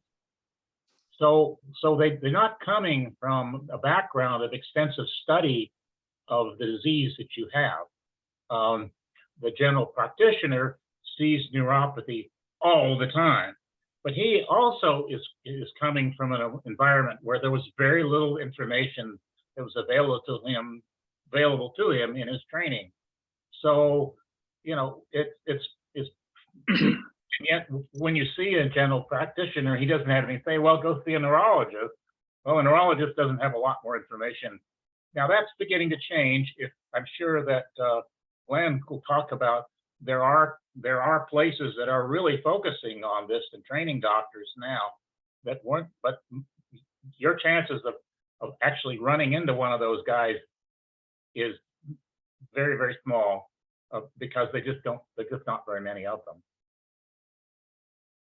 All right, thank you, Mike. Thank you. Bruce, I've got you on the list. You're talking about LDN, or you, go ahead. Well, Pat and I mentioned this to you before. LDN, low dose naltrexone. The peripheral neuropathy Facebook page under Michael Wright brought in a doctor, I believe from I forget the hospital. I can Wake find out as we're Forest. talking. Wake Forest. Wake Forest. And it was an incredible session. And I listened intensely and I signed up, and I've been taking low dose naltrexone now since March. And it takes 3 months to really take effect. I must say I have zero pain. And the pain that I had up till that time was pretty intense. I am left with intense, at times, numbness. And the numbness can drive me crazy, as what I was saying last night. I feel like both of my legs are pieces of wood. And it's terrible. The thing that usually helps the most is exercise. So I ride a bike as much as I can, indoors and outdoors. And sometimes, last week I rode 27 miles and I paid for it all week. It was great, except that my legs were like rubber all week and I was recovering and it was difficult. But my feet weren't numb, but my legs were really, I overdid it. So there's a point that the exercise should be used and not abused. So I went to my neurologist and he was happy. And at first he didn't know all that much about LDN, but he said, you'll be able to get down on Lyrica. I went from 350 and now I'm on 200 milligrams of Lyrica. And he says, you'll be able to get down to 0 if you keep it up. I went also to a neuromuscular guy who did blood tests on just about every metal you could find. And there was nothing that came up positive. My B12 was a little off. So he gave me B12 shots to take every week for the first month. And now I do it once a month for the next 6 months. I have no idea if it's helping or not, but that's the only thing that was found. And he ran every test at the University of Miami.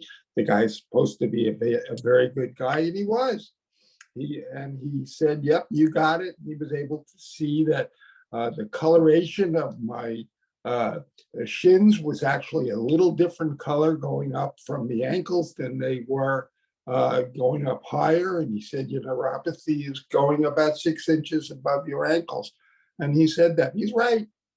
But aside from being right, the only thing that I found that works and really works for the pain is the low dose naltrexone. And I'm standing on a soapbox telling as many people as I can to try that.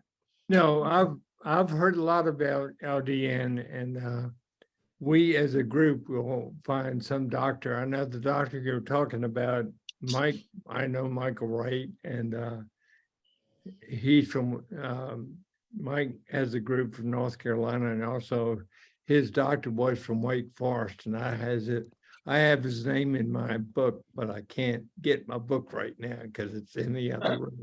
I gotta see what's going on here. Anyway, okay, thank you, Bruce. I appreciate it. Well, but I but heard a lot about LDN. The one question I had though is who else has numbness that is so severe, and what solutions do you have for that? None. Well, I'll get back to you on that, but I've got to move on to Helen. I've got you next as a new, excuse me, not a new person, but a new attendee. Okay. I guess I'm a little lucky because I know it caused my neuropathy. It was the platinum chemo, but it's just trying to work beyond that. I just have a lot of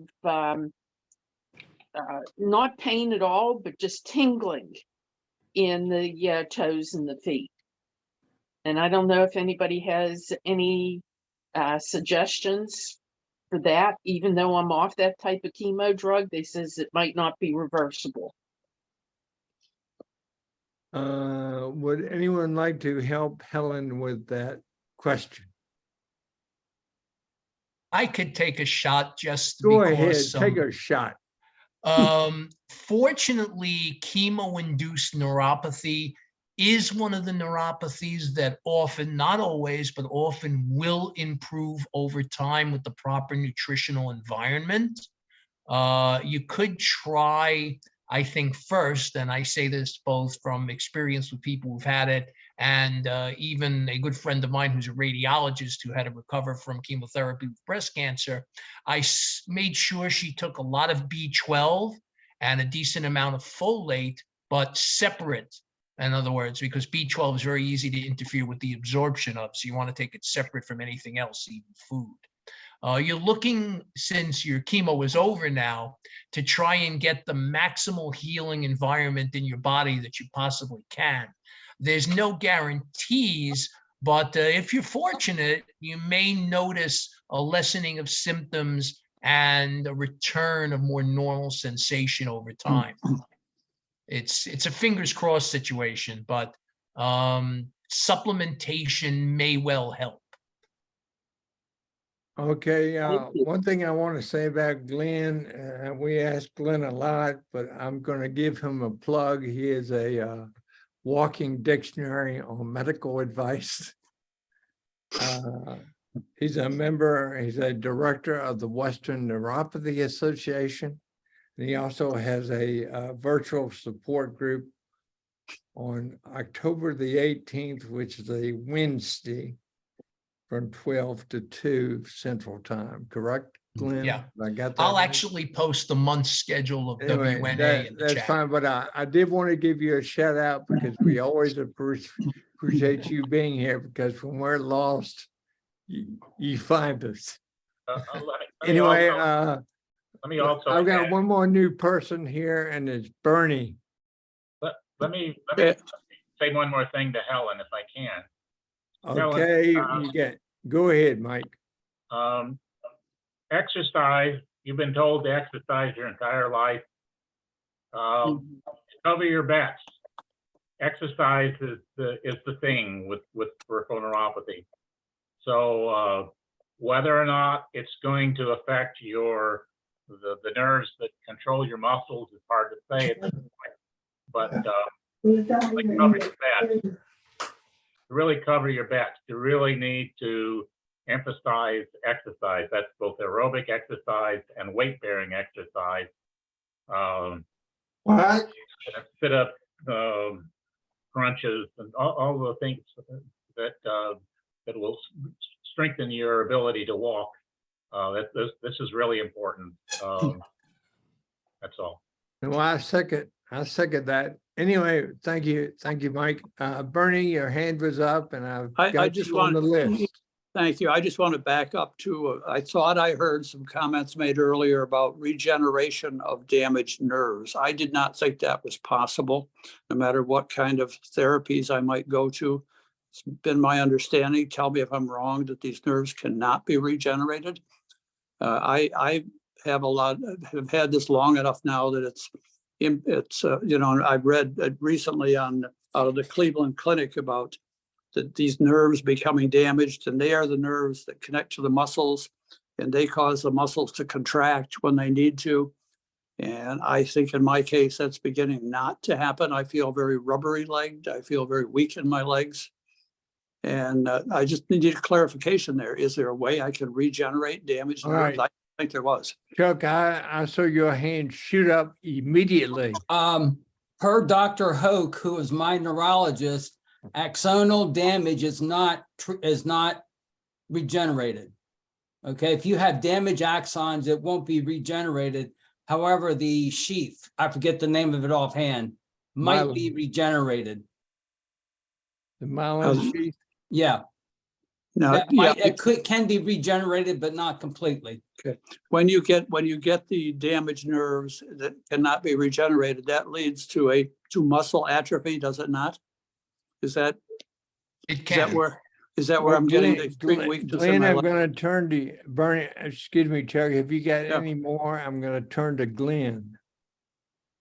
Yeah, I mean, Okay, myelin Glenn. regeneration tends to happen a lot more quickly and with a lot less need for prodding. Axonal damage does not regenerate, but if you take away what's causing the problem, you can get nerve regrowth from non-damaged axons, which I'm actually living proof of by skin biopsy.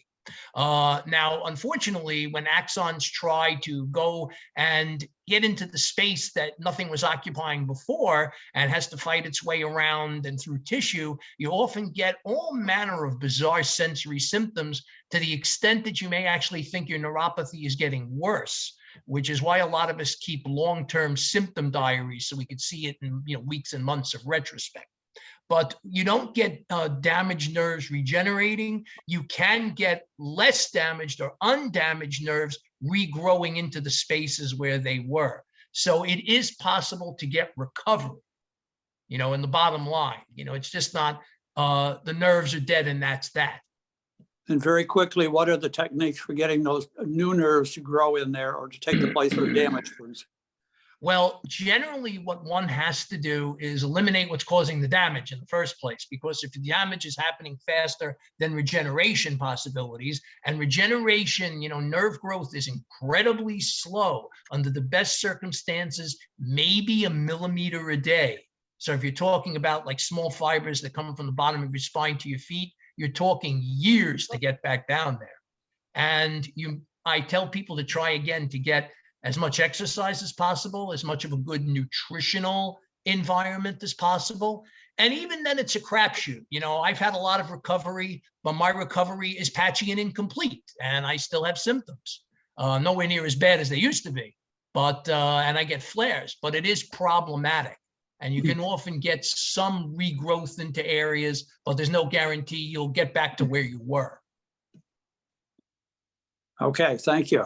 Okay, thank you. The basic concept is use it or lose it.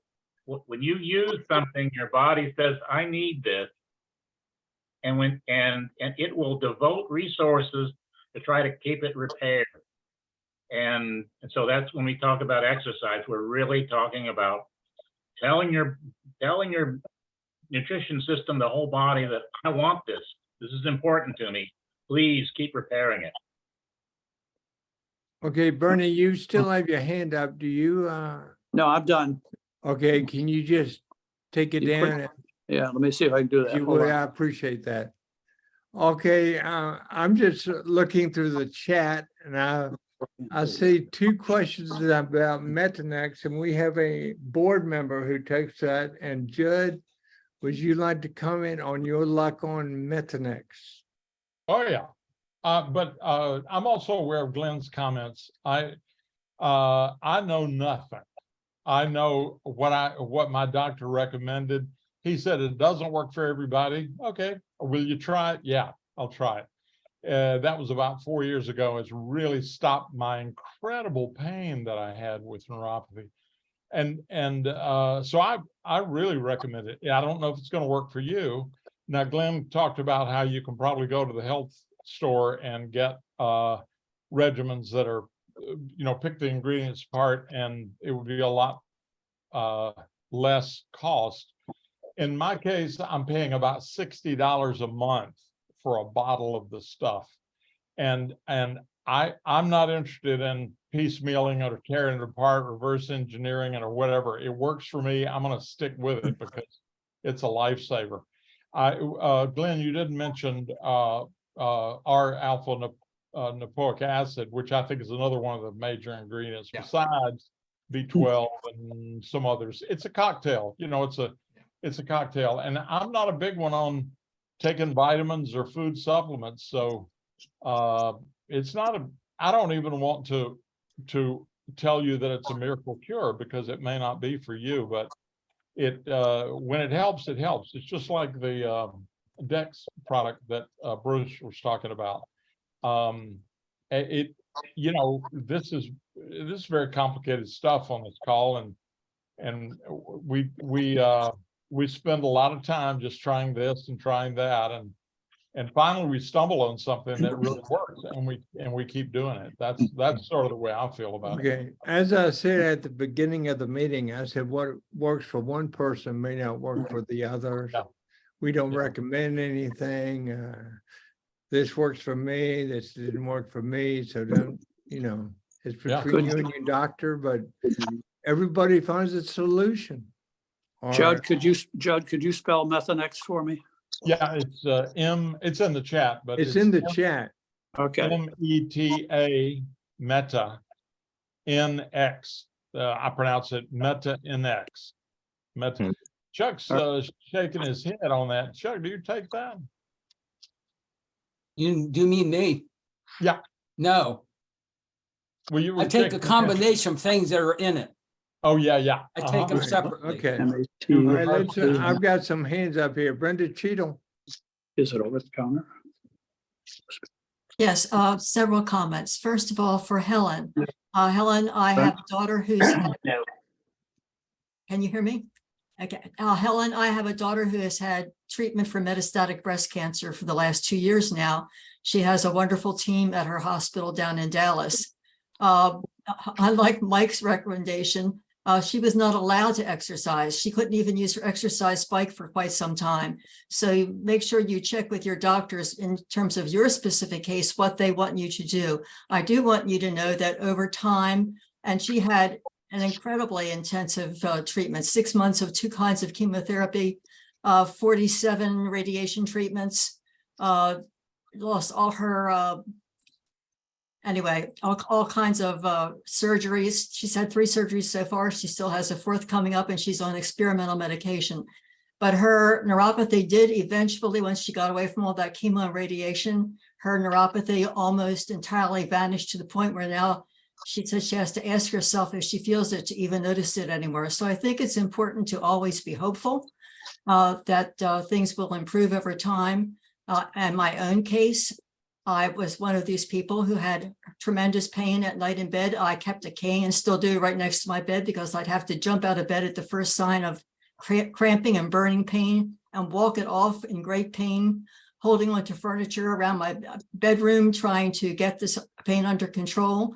But I've been dealing with this for quite some time. I don't have pain any longer because sometimes those nerves that are causing you great pain will eventually be destroyed.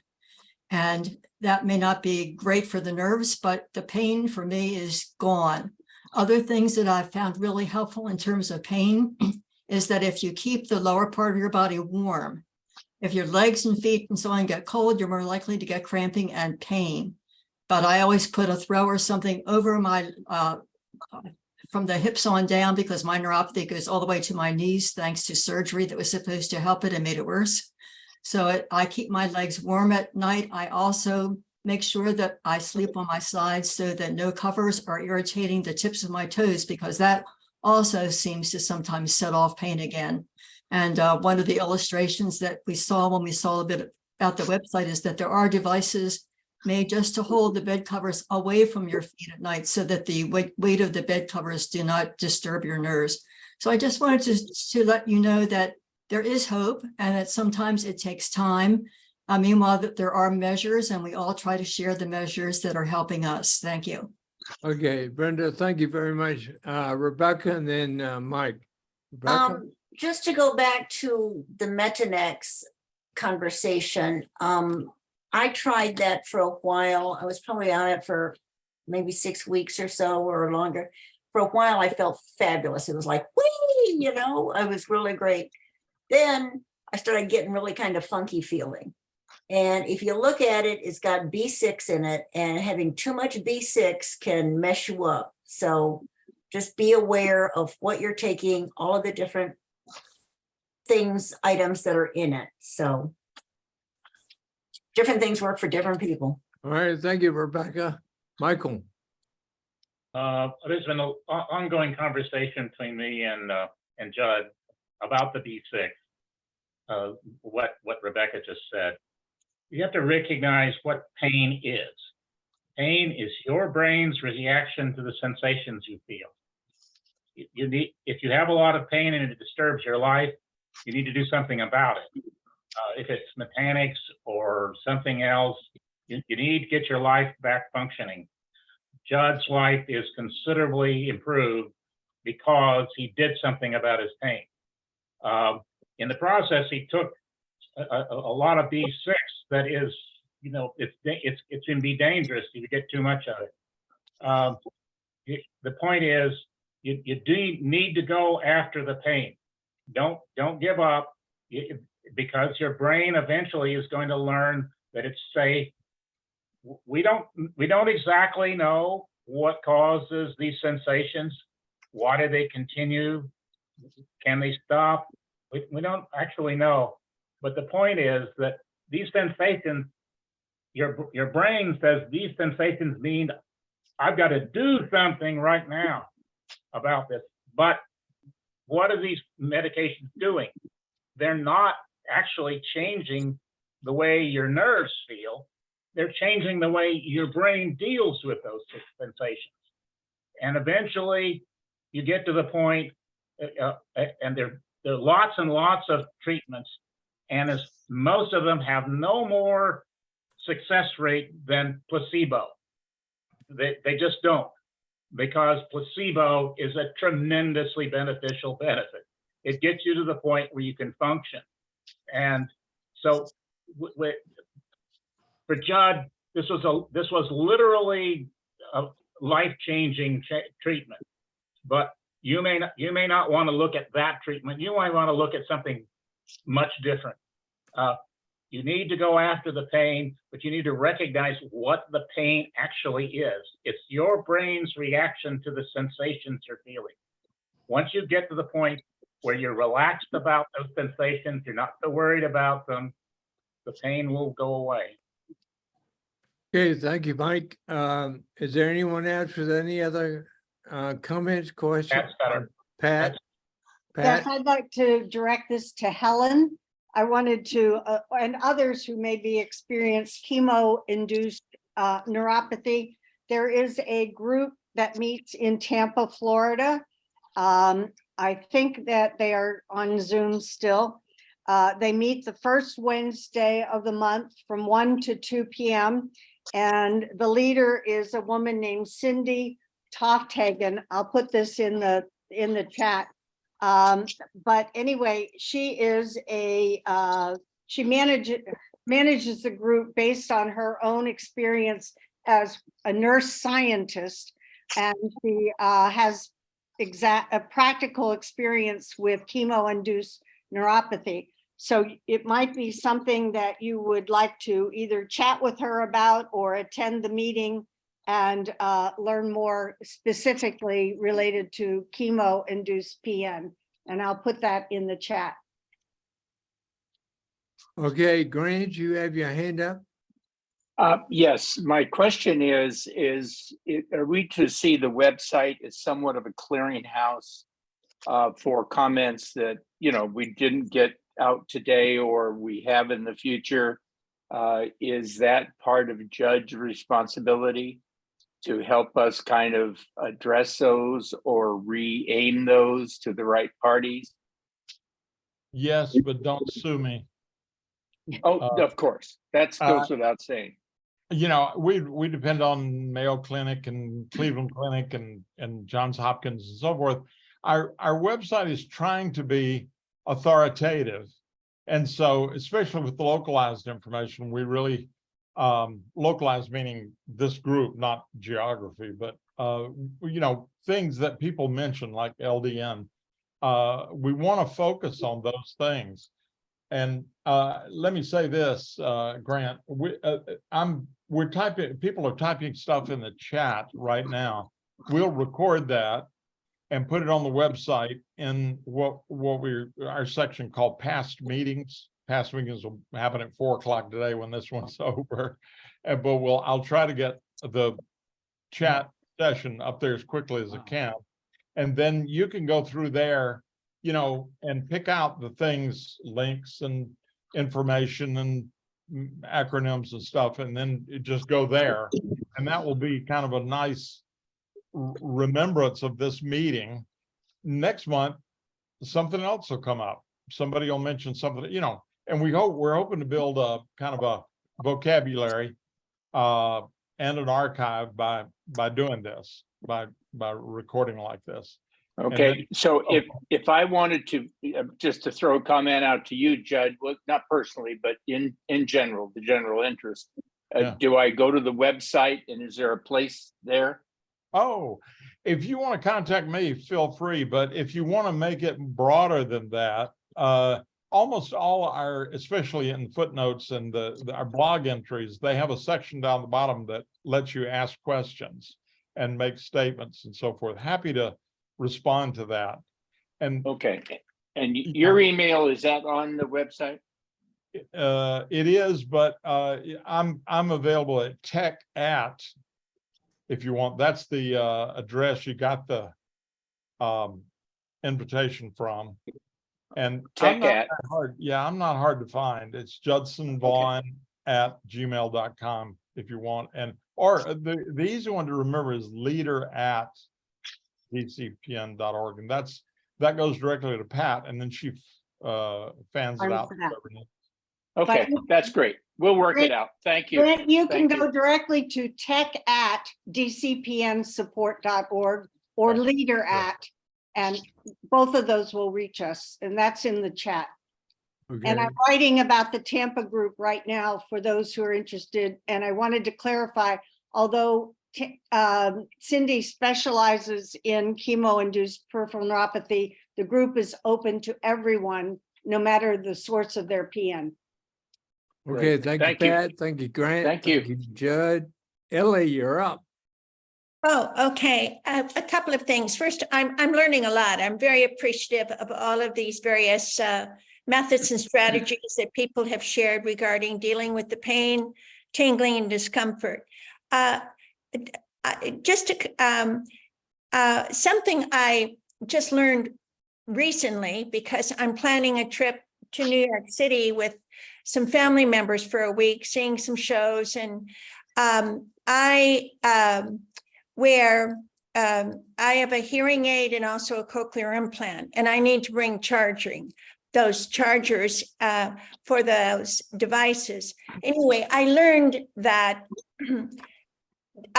if you have medical equipment, medications, you are allowed a third bag. You know, when you get on an airplane, they usually say you have, 2 bags, your carry-on and your briefcase or your handbag. But you can take a third bag. And I just learned that recently in a travel column in the Washington Post. I did not know that because this equipment, I certainly wouldn't want to lose. And, the devices are, I just really, they're extremely important, and along with medication. So just sharing that tip. The other thing is regarding when it comes to donate, this was a strong point, and it should be a strong point for discussing this organization. I make a donation through my required minimum distributions at the end of the year. So keep that in mind when you make your year-end donations around the holidays. I just wanted to share those 2 points. Ellie, thank you for your 2 tips. Yes, Ellie, and I recognize your name from the donations you've made, so thank you. Okay, we have about 10 more minutes before Pat wraps up. Or any other questions to be? Yes, Bruce. Hi, I've been going to PT, and there is a woman there who was in the Olympics and won a bronze medal for her participation in Taekwondo. She's wonderful. She's recommended these stimulation devices that have these little points on them, and you roll them on your feet to increase sensitivity to your nerves. And this company also makes inserts that she suggested putting in your shoes that are flat, of course, with these little points, not as severe. And they really work. And I will put it as a text to give you the manufacturer so that you can distribute it. I'm going to test it myself and see if it warrants any merit.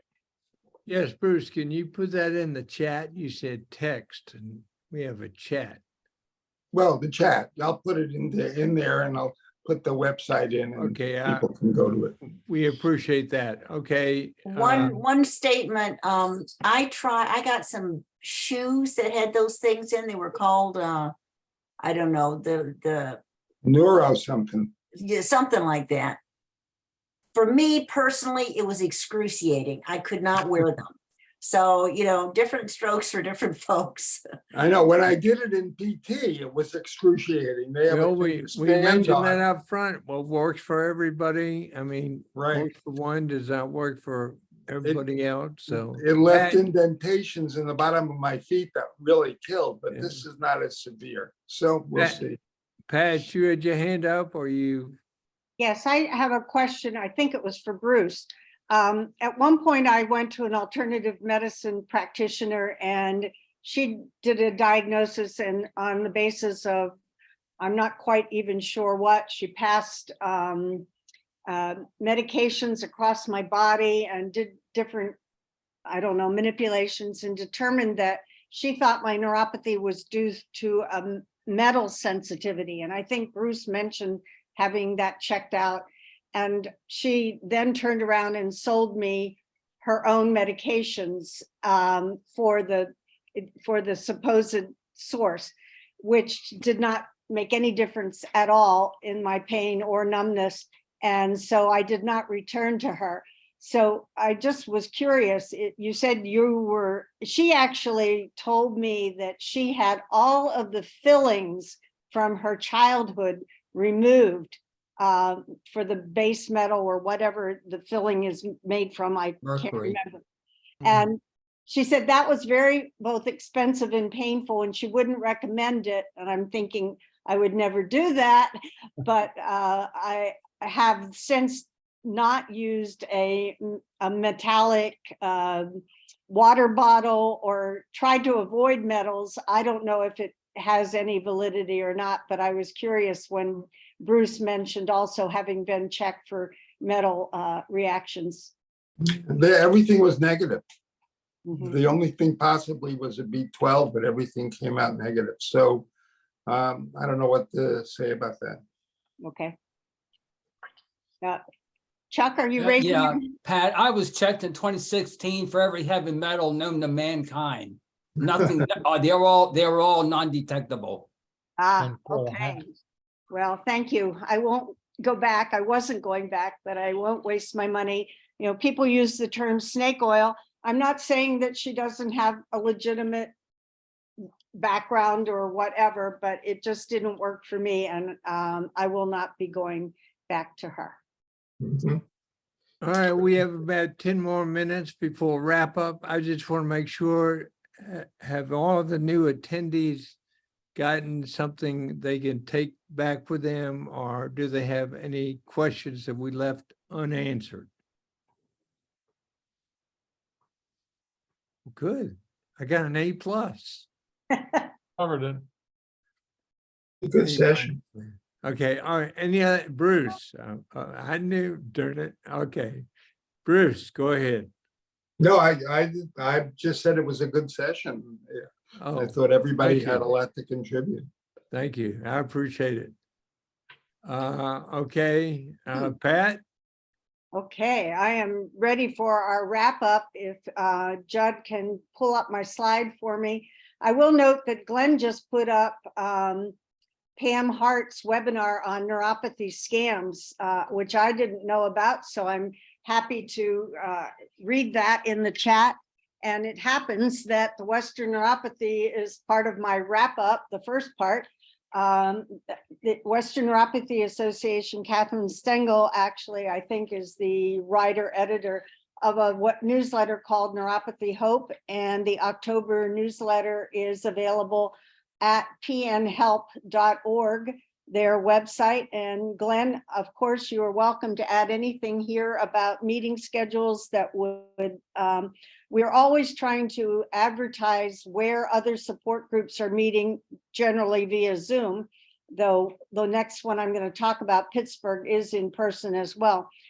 Glenn, do you want to talk about your numerous meetings that give an I think what the opportunity for afternoon, evening, Wednesday, Thursday is very helpful. So go ahead, Glenn. Yeah, just real quick, because I did throw them into the chat. WNA holds now 4, there may even be a 5th eventually, virtual support groups a month. We have general ones the 2nd Saturday, 3rd Wednesday, and 4th Saturday of the month. And we also now have a 3rd Wednesday meeting that John Phillips and Shayna Phelps are running about autoimmune neuropathies, CIDP and the like specifically, that was started primarily because the GBS CIDP Foundation wasn't doing them. So we do those 4 every month, and please feel free. You can email me, or you can find them, on the Peripheral Neuropathy Support Network website. We absolutely send you invitations. Come on down and talk some more. Thank you. Next 2 that I wanted to make sure people knew about, and I put the slide up so you could write the contact information. A Pittsburgh, Pennsylvania support group is run by a man named Bill Wilshire, who's been doing it for a number of years. The network stepped in to help him continue it via Zoom in a hybrid situation. So he's meeting in person again at a church, but we're also Zooming the discussions and the meeting itself. So that is on Wednesday, October 18th at 6:30. If you would like an invitation, it's wilshireb@comcast.net. And then the third point is the Bethesda Chevy Chase Maryland group meets on Thursday, October 19th at 7 o'clock. And the contact there is steve.klitzman, KLITZMAN @gmail.com. And I know there are others meeting. I put up the Tampa area one as well in the chat. But I encourage you, if Saturdays is not good for you, then try looking at these. And they're also on the calendar on our website. If you miss it here, you can check for maybe a better time or a day for you. And I think that is my conclusion. All right, my conclusion is we're finishing a bit early, but that's okay because I have a wedding I have to dress up for with a tux, and I told Pat earlier that I'm going to try and squeeze into my tux that I bought when I was 21. I've gained about 40 pounds since then, so it's going to be tough. Anyway, I appreciate everybody's comments, and I hope everyone got something from it, because I'm in 3 different Zoom groups, and every time, and this one especially, and every time I'm on one, I get something, a new bit of news. So again, I appreciate everyone speaking and talking, and I'm going to sign off, but we are going into overtime, which will go from about 4 to 4:20. And if you need to stay on, you can stay on and chit chat, but I'll be leaving in about 10 minutes because of, like I said, well, you men understand. We want some photos, Bill. All right. You can't squirrel into that. Women just buy a new dress. Men have to kind of let things out. But anyway, I want Bill to keep the Zoom on while he gets into the tux, actually. Yeah. That would be informative. I want to remind everybody that you can personally save the chat if you're on a laptop or a computer by going to the ellipse, the 3 dots, clicking on it, and the first thing that comes up is save chat, and you will find a Zoom folder. If you can look, at least on my Mac, you can find a Zoom folder by going to the Finder and saving that chat, and then renaming it for the date of the meeting so that you can find the one. But our hero, Judd, will be putting it up on the website as well if you don't know how to save it yourself. okay, well, happy Halloween, and we'll see you next time. Okay, Thank you. over and out. Good to see everybody. Bye-bye.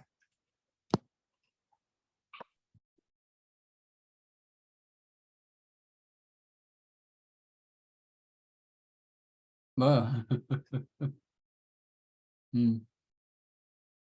I don't think we've ever ended early. That's the first. Don't everybody talk at once. Hey, Pat, Yeah. Hey, Chuck, good to we see went, we you. went to Yellowstone in August. I know, I saw it in Again. the chat. How wonderful. It was, we climbed Mount Washburn, which we didn't do 2 years ago. We wanted to. Uh-huh. It was a 1,400-foot elevation gain in 3 miles. Wow, that Now, I is. did get some toe burning, but I persevered. Uh-huh. Did you do additional training or just the fact that you continued to hike over the 2-year period? No, nothing special really. But we took a lot of breaks. There was an 80-some-year-old woman. She was remarkable. Uh-huh. She was using 2 poles and she was hiking right along. And we were Donna and I were taking a break and we chit-chatted a little bit. And she says, "You guys are just mere children." Oh, But goodness. she was probably in her good 80s, and she was just moving right along. That's great news. Excellent. And Betty Ann, I didn't hear from you during the session, the earlier meeting. I don't know if you wanted to say anything. We don't usually call by name because we don't want to put people on the spot, but I also wanted to make sure you felt included. Oh, thanks, Pat. No, nothing's changed with me. The numbness, tingling in my calves gets worse. My feet, it gets worse. I guess it's idiopathic. And in the meantime, the end of January, I ruptured my quad tendon. So that's kind of ouch. thrown into the mix. Truly. But how did you do with your surgery?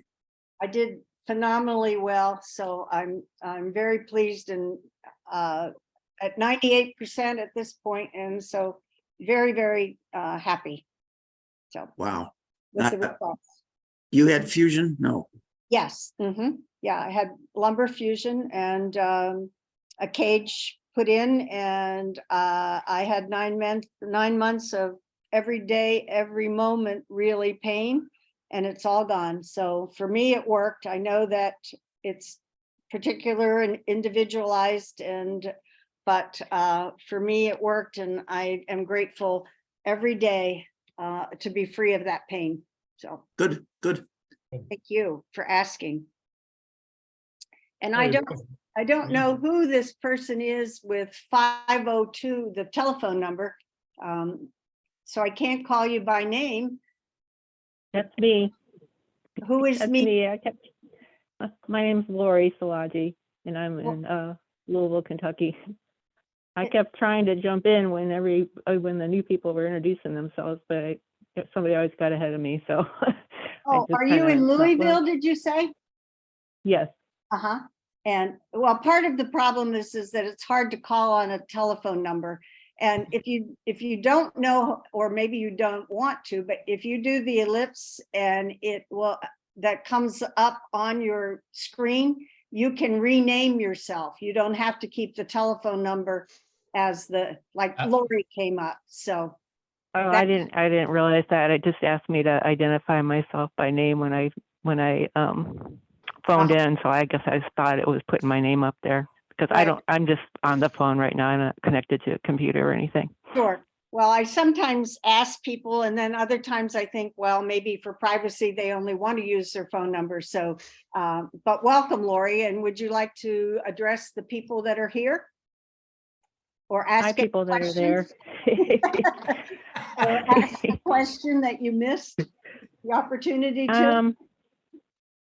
I guess that my biggest, I've had, Just unmuted for a second. I got diagnosed. The carousel music. I'm going to mute it again. Thank you. Go ahead, Laurie. Sorry. That's okay. I got diagnosed 3 years ago with small fiber neuropathy, but prior to that, 10 years ago, I had shingles in my foot and leg, and that left me with post-herpetic neuralgia. And then I also had an ankle sprain 4 years ago, and then the pain from that didn't go away. And I have a sensitive nervous system, so I got multiple nerve-related issues going on, but the neuropathy, I guess, kind of I guess that was sort of the point that sent everything into overdrive. So I guess for me, the biggest challenges have been just kind of accepting it and learning how to pace myself better, like when to quit, and then how to exercise and walk when you're in pain and you're hearing I need to exercise, but my foot is saying don't. And just the tips and strategies that people have shared, I've appreciated hearing, but I guess just how to best move forward and know that you can manage somehow. Lori, are you working with a medical team or a physical therapist, or who is helping you? I do have a neurologist, so I am on pregabalin and oxcarbazepine, but I'm maxed out on both of those.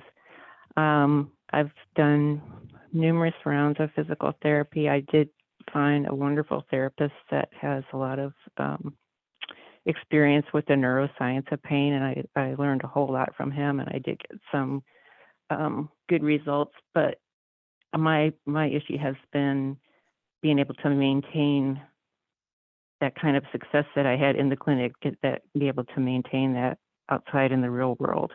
Right. And that has been one of my, I guess, biggest problems. Are you plagued So, by balance issues as I am? it's kind of becoming more of an issue. So yeah, I've got some exercises to do for that. I actually have to do my afternoon exercises yet. So I think it's just overall it's getting worse, and it's becoming more concerning and scarier. Sure, we certainly understand that. One quick question: how did you find out about this group? We're always trying to figure out how we can reach more people. I think it was the Neuropathy Foundation, if I have the name right. I think it is their website, and I was doing a search on support groups, and it connected me to you. Good. Because I could not find any kind of support group. There wasn't anything listed for the state of Kentucky. And since you folks meet on a Saturday, that was my best option. I see. And Lori, did you join the group? Because that's the only way you'll get invitations for further future meetings. Blah. Yes, I did join the group. Excellent. That's how I did get this invitation today. So good. What's Lori's last name? It's Szilagyi. It's S as in Sam, ILAGHI. Okay, great. Yes. Oh, Lori, I just recognized your name. Mike Foxworth actually asked me to call you, and you had gotten the connection, and one of us wrote back to you. So that's how I guess you got the invitation today. So welcome. I'm glad you spelled your last name, because it was a aha moment. So welcome, and thank you for coming. Okay. Thank you. Thank you very much. Well, Rodney's still there with the carousel, and now you can see it actually operating. It's a trip, that's for sure. Well, I think it's amazing that he's out there making those kids happy on a Saturday afternoon. Enjoying this still beautiful weather. It just got sunny here in Reading, Pennsylvania area. Oh, hopefully We it'll had move rain our all way. day. Yeah, because we have a very heavy rain here now. Chuck, I'm coming to Bedford, Pennsylvania. I don't have any idea where Reading is in relation to Bedford. We're way far east. Oh, okay. Way east. Yeah, Bedford's in the western mountains of Pennsylvania. Well, it's a curious thing. My sisters and I are going for a sister's weekend, and one of the reasons we're going to Bedford is we're from Altoona. Oh yeah, Altoona. But we're going to Bedford for the Museum of Coverlets, woven coverlets. We actually have inherited a coverlet from the supposed 18 somethings. And Wow. we're going to see if we can learn more of the history as part of our genealogy research. And Oh, also- yeah, there you go. And also just to get away. So, Right. Yeah, good to get away sometimes. yes, thank you. I'm amazed there's a museum of coverlets. Well, there were itinerant weavers who were German. That's why somebody said something about Germans in Pennsylvania. My mind went, ooh. Anyway, they went from place to place, and for a certain fee, they would make the coverlet of your whatever design you chose. So we want to learn more about, unfortunately, ours isn't signed, but those who were signed, there's certain weavers that are renowned and are worth money if you have one of their coverlets. And we know we don't have that, but we don't care. It's the sentimental family connection that we're looking for. So, Hey, Pat, yes, on Dr. Hoke's speaking note on him agreeing with his associate to speak to us, a couple Right. years ago, I almost had him lined up to speak to CJ's group, but something happened, something came up and he couldn't do it. I see. So Well, he seemed pretty interested to help out. Oh, he's been tremendous to both Steve Klitzman, who runs the Bethesda Chevy Chase group now, and Mike certainly early on, before we started meeting on Zoom, had Dr. Hoke and others speak. We've also had Dr. McRae speak, who was at Hopkins, is now at, I think he said, the University of Chicago. So we keep trying to get those experts, the medical experts, in to address the group and get their questions answered. So I was very excited, and this gentleman seems very enthusiastic, agreed to be the medical advisor for both the Maryland and the Virginia DC group. So it seems like he is sincere and will be willing to address us perhaps once or twice a year, but he also said he would take individual questions. So I think that's interesting. You know, I hate to say this, I just postponed an appointment with Dr. Hoke. I had it next Tuesday, but there's no it turns out there's no medical reason for me to see him so soon. I saw him last January. I'm on a wait list for January, February of next year. But as Glenn knows, I had this really bad cramping issue, and I have it better under control now. Right. But it's a growing problem if I'm not really careful. Interesting. And hey, may I mention a pet peeve of mine that just developed in the last couple of months are these YouTube shows or websites or whatever you call them, presentations that they all but say there's a cure for peripheral neuropathy. They really say almost that there's a cure for it. We've got the cure, then they don't. And one of them is the nerve doctors. Dr. I want to say Monteiro. I think it's a woman, Dr. Monteiro or Monteri. And maybe the almost Dr. Berg, he's good. I like him a lot. He sometimes might border on it, but especially Dr. Montero, they come on like, oh yeah, we have the cure, but they don't. Understand. I mean, it's so scary because how do you distinguish? And that's why Glenn put up the reference to PN scams, because you now are seeing them as TV commercials, and you think somebody has vetted it if they put it out on TV, but of course, no, you can't ever trust that. So, but they're on to something, I think. There's a doctor calls himself the Sugar MD. He's a real endocrinologist. He's close to an endocrinologist. I forget his name. But the Sugar MD, and so does Montero, they're all very close to saying, in fact, they would say, oh, do this diet with almost no sugar, you're going to be cured. I almost believe that. And there was a man on the CJ's group a couple of years ago that even did his own website, basically get off sugars or greatly reduce it. He claimed he had a reduction in his numbness and peripheral neuropathy, but of course, there's no absolute proof of that. So I'm encouraged. And I think there's something about it, but it's a very strict diet. Very, very, that I can't do, and no one that I know of here can do it. Right. Well, I'm a baker and a cook, a chef, a foodie, whatever you want to call it. And I can't imagine life without sugar. But my sister has diabetic peripheral neuropathy, life without baking. And she has peripheral neuropathy, and I have nothing but admiration because she is able to manage, as it seems Judd is the only other person I know specifically with diabetic. She manages it so well. And I'm thinking to myself, take a lesson, learn from her, right? Reduce it anyway. We try to reduce it, but I can't give it up completely. Well, let me say, I mean, I'm not the only person on this call with diabetes, I'm sure, or pre-diabetic. I mean, it's everywhere. And 51% of the people, they say, with peripheral neuropathy have diabetes.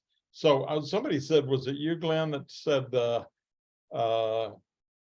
you should treat every neuropathy patient as a diabetic? Yeah. Somebody said that. Okay. Right. And I do believe that. And several people, some of our guest speakers have said that over time. They just said, one guy says, I fit people for neuropathic shoes. And he said, I just treat everybody like a diabetic. So, I mean, if you haven't been tested lately, go for it, because America is, you know, it's an epidemic. Sure. There is some question in the endocrinological community whether or not we should be a little bit more lenient on blood sugar levels and hemoglobin A1C levels with people as they age. I do remember when the non-diabetic H1C level was considered, I think, anything under 6.0. And then back in the mid-2000s, they changed it to 5.7. And I have a feeling, you know, just like with the statin drugs, they may be defining it down even a little bit further. But I know very few people, except perhaps for the ultra marathoners, my wife is one of those, who at age 60 have an A1C below 5.7. It's just extraordinarily hard to do. And the only way I've kept mine under 6 is I am a very serious and severe weightlifter. Because in terms of blood sugar control, muscle tissue has a tendency to be less insulin resistant than almost any other tissue in the body. If you can maintain and build muscle with age, that's one of the better ways to keep your blood sugar under control. Because yes, I sympathize, Pat. I have a Fig Newton habit that's a mile long. And, you know, this is the only way I think I've kept from becoming diabetic all these years. I was a 12 when I was diagnosed. Ooh. Ouch. Yeah. So wait a second, I'm trying to learn. What would the goal be for a 70-year-old person? They have not age adjusted the levels yet. And I have a good endocrinologist friend who rails about this all the time. She thinks that, like, by age, you know, just like prostate specific antigen changes with age, they actually, some of them think that the H1C level, that maybe around 60, you should have 6, maybe around 65, maybe 6.2. They think that it's just very, now, I mean, diabetes is obviously a problem, and, you know, there are a lot of problems if you have it, but it's just incredibly difficult, you know, beyond, as I said, the ultra marathoners or people with wonderful heredity that can keep their hemoglobin A1Cs below 6 when they get very old. I have a draft email that I started to send to you, Glenn, that I haven't finished it, but it's about screening tests. I am of the opinion that starting at age 40, everyone should be screened for neuropathy. Because the use of sugary food is so dominant in our society. I certainly was the victim of that. Victim in the sense of wandering thoughtlessly into bad dietetic habits. I believe it should be a standard, but when I look at the FPN website, I don't see anything in there about screening. There was one reference.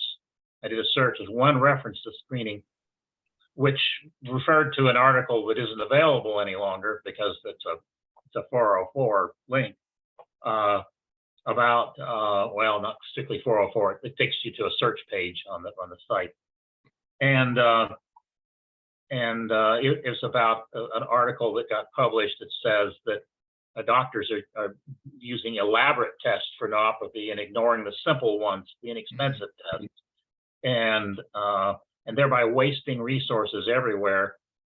But when you're in your 40s, most people should be being tested using these simple tools to see whether or not they have the indicators for the beginning stages of neuropathy. And to not do that, to me, is simply criminal. We really need to be emphasizing picking it up early and then counseling people early. And I don't see anything about that in the FPN site, and I don't quite know why. But I think it's partly because it's loaded with board members who are all experts in testing using these expensive tools. And they all very dismissive of little simple things to test the screen for neuropathy. What would you say the best and most important test is, Mike? Well, you should be able to test to see whether you're sensitive in your toes very early on. And it just involves not little pieces of plastic, little tiny pieces of plastic. And if you touch them and you can't feel them, and they're very, very smooth, boy, I mean, you can't feel it when you're in your 40s, something's wrong. Yes, it is. And now that's mainly for muscle, but still it is a test, and it can be done very inexpensively, but it's not the standard. But to me, that is the campaign. That should be the number one campaign of the foundation. Should be screening early age, and then counseling that says exercise, exercise, exercise. And oh, by the way, you be careful what you eat. I just looked up, as a sidebar, I looked up just a moment ago, my 2021 A1C, 5.8%. I mean, and I've been I'm not pre-diabetic. What's the one before that? Insulin resistant. Yeah. I have been insulin resistant. I was diagnosed with that. Metabolic syndrome was what I was diagnosed with years ago. Yeah. But I didn't really know what that meant. No one explained it to me. No, the doctors are not trained, and the most he said was don't eat mashed potatoes or something. Yeah. Anything white. Yeah, remember, the doctors are not taught to communicate very well. That's not a major part of their training. I mean, I certainly agree with you, Mike, and I even, I rail about other things. I, for instance, think that a standard blood workup for anybody 55 and over should include a B12 reading. B12 deficiency is underdiagnosed, and it can mimic a million things, not just neuropathy, but there are people who were going to be diagnosed with Alzheimer's until they found out their B12 was very low. Oh, I had to jump through hoops to get a B12 test for my wife. Yeah, and that's absurd. It's a tiny little thing. It probably costs them like 89 cents to do in the lab. It's just, there are a lot of things about this. And, I worry very much about, at least in terms of the standard American diet, we're probably members of the last generation who didn't have fast food 5 times a week. And what we're seeing now, never mind the toxic effects, of toxins out there, they're seeing more and more younger people with colon cancer, which is not something you expect to see before age 45 to 50. Wow. And people are developing it. And it's got to be the diet. It's got to be what these people are eating. Somebody wants to help you. Way back in the 70s, wasn't there a dietary change among the manufacturers that took something out and put sugar in the foods? Well, a lot of that was the food pyramid. They basically were so worried about circulatory problems with trans fats and saturated fats that they took most of the fat stuff out of the food pyramid and they substituted 6 to 11 servings of carbohydrates a day, which is Don't forget great for about certain, corn. lobbies out there, the corn lobby and such, but it's horrible in terms of actual obesity. Mhm. And related diseases like diabetes. Surely. Hey, Glenn, how do you know what the recommended or the level for B6 and B12? I keep worrying about or hearing about B6 and overdoing it and such with your vitamin, your complex vitamins. How do you know what's a reasonable goal? Well, I would say this gets complex and there's a lot of chemistry involved. Generally, there's no known toxicity level for B12. If you take a lot of it, some will be stored in your liver. It's one of the few B vitamins that is actually stored there, but the rest you just urinate away. Okay. There have been studies in Japan, and the NeuroTalk people have the links to this up on their set of materials, where they actually took people and fed them 36,000 micrograms, 36 milligrams a day of B12 with no ill effects. And the usual minimum daily requirement out there is something like 2.5 micrograms. You don't need a lot of B12 to get a minimum requirement. Some people who are heavy athletes may need a little bit more, but it's certainly not a lot. Unfortunately, two things happen. One, with age, intrinsic factors secreted in the stomach that breaks B12 out of animal proteins, because that's our source of B12. We're not cows. We don't manufacture it like they do. B12 gets harder to break out of those foods with lowering levels of intrinsic factor and stomach acid. And the other thing is that we have a lot of people out there on vegan diets and they've got the supplement, because if they don't, somewhere down the road, they're going to start developing symptoms, neurological, hematological, a whole batch of it. Wow. Now, of course, the reason I've been, teasing Judd back and forth about this with the Medinex is what that about them? the deal with B12, and then I'll talk about B6, the deal with B12 is that cobalamin molecule is the largest molecule the body uses for nutritive purposes that we consume. It's very easy to interfere with its absorption. You take a B12 lozenge with a glass of milk, you're probably going to get maybe 10% of the B12 in it, simply because it's very easy to break it down.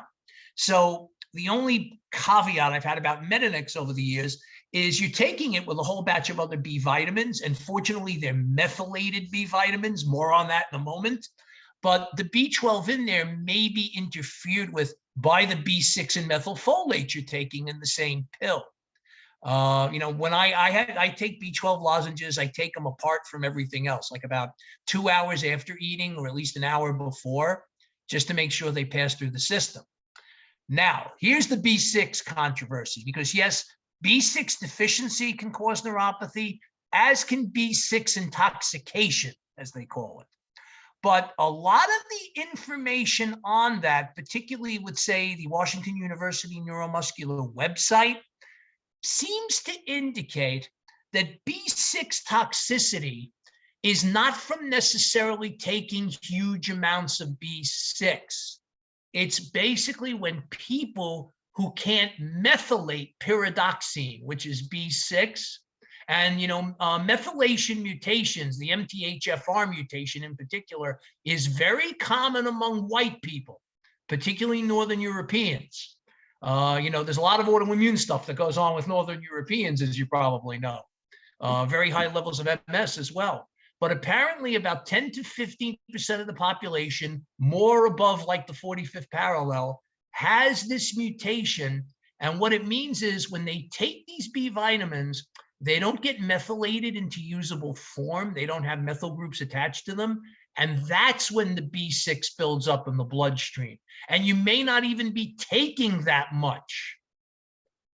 Now, the way around this, which is what Medinex did, and it's a very good thing they did that, is they put in a methylated form. That's the pyridoxal 5-phosphate form. Yes. That's already methylated. And I have yet to see, talking with, people at Weill Cornell and stuff, I've yet to see somebody taking a methylated B6 that got neuropathy from intoxication. their blood levels stay pretty even. Usually they're like about somewhere between 20 and 50 nanograms per deciliter of blood, which is usually with the vitamins in the United States, how they list the units. And, you know, apparently, you know, from people we've seen on NeuroTalk, there've been some people who've gotten apparently B6 neuropathies not taking very much, like taking a very standard 25 milligrams in a B supplement, which is not much at all. You know, yes, if you're taking like 1,000 milligrams a day, you may be overloading your system. But again, if you're methylating properly, you'll generally excrete even large amounts. It's the people who don't methylate properly that seem to have the problem. And I actually think, you know, and I don't know if Mike or Judd knows about this, we're seeing less and less of that compared to 30 years ago, because almost all the B6 that you can get now is methylated. So this doesn't seem to be the problem it was in the 1980s, when I know they were describing heavy doses of B6 for things like menstrual problems. Okay. We're going to go to Betty Ann because she's had her hand up for quite a while. I know, and I could go forever. It's true.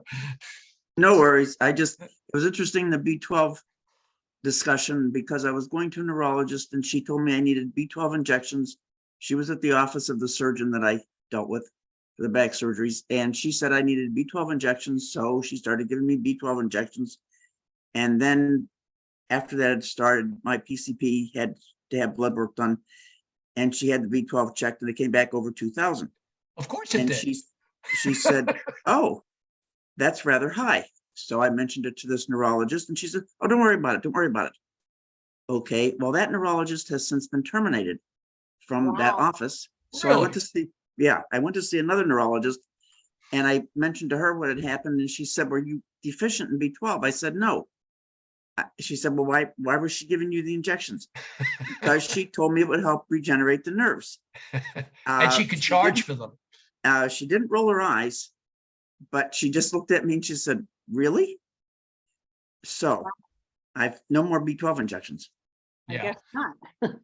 I mean, it's not surprising your B12 serum levels were like that if you were getting injections. But, you know, again, my criticism of that has been, you can probably get a similar effect with a 3-time-a-week B12 lozenge consumption. But of course, that's cheap, and you don't have to go to a doctor's office for that, and they can't charge your insurance for it. Right. Okay. You know, that's why I was teasing Judd, because Judd's saying he's paying $60 a month for that. And I'm like, hey, I can get you a 90-day supply of methylcobalamin B12, probably for about $11. And that's why I was teasing him. I'm not interested in going back to square one and building up until I get the right combination, though. No, if it works for you, it's fine. Yeah, boy. Yeah, boy. I tried to get it off. I tried to get off of it one time and felt the full brunt of what the most painful person on in this group feels. I don't want to do that again. Mm-hmm. Wow. But I really was interested in, Glenn, when you said about muscle, that was very important about, let's see, what did you say? You said muscle is the least insulin resistant tissue in the body. Yeah. I've put on about 10 pounds of muscle over the last 7 years on purpose, because with weights. Yeah, it's really and not really heavy weights. It's just like, you know, weights, high repetitions, fairly low weights, 10, 12 pounds, but a lot of repetitions. I spend a lot of time doing it. Fortunately, I have the time, but it seems to be really effective. And there's been a lot of papers on this, that maintaining muscle or even building muscle as you're older is very helpful with blood sugar control. When you say repetitive, what do you mean? I'm trying to get a thought about what would be a regimen. Well, I'll do things like, you know, I'll take 2 12-pound dumbbells, and you certainly don't have to do 12 pounds. You know, I've built up to that over time, and I'll just lay on my back or on a weight bench, and I'll chest press them 50 times. Okay. And certainly, like, don't start out at 50 times. You'll be incredibly sore the next day. You'll think you're having a heart attack. Yeah. But yeah, and I pull things all the time because unfortunately I'm a type A personality, and whatever's worth doing is worth overdoing. So when it gets too easy, I up the weights and I up the reps. Gotcha. And then I hurt myself. Okay. But this has been going on so long that I know what to expect. It's not terrible. I'm like, okay, so I'll be sore, I'll pull something. It's fine. I will heal. But you can start out with like 3-pound weights and do like 3 sets of 10. Mhm. It's just, and you'll notice it over time. You'll notice you'll firm up. Where women notice it immediately, and this has to do with menopause, the upper arm. If you do things that involve your triceps, because with menopause, with the changes in the hormonal levels, that's one of the areas that stores fat and gets lax very quickly. And if you actually work it, like within usually like 2 to 3 months, you're like, oh, I've got a tricep again. Wow. Okay. Glenn, I passed on your COVID article to family and friends. Yeah. A lot. I'm avoiding posting it on public media because, of course, I think a PDF from a copyrighted material is against the law, but it's very interesting, I thought. Absolutely. Yeah. I mean, it was a good conversation, and Davis Wallace Wells had the right questions to ask. Yeah.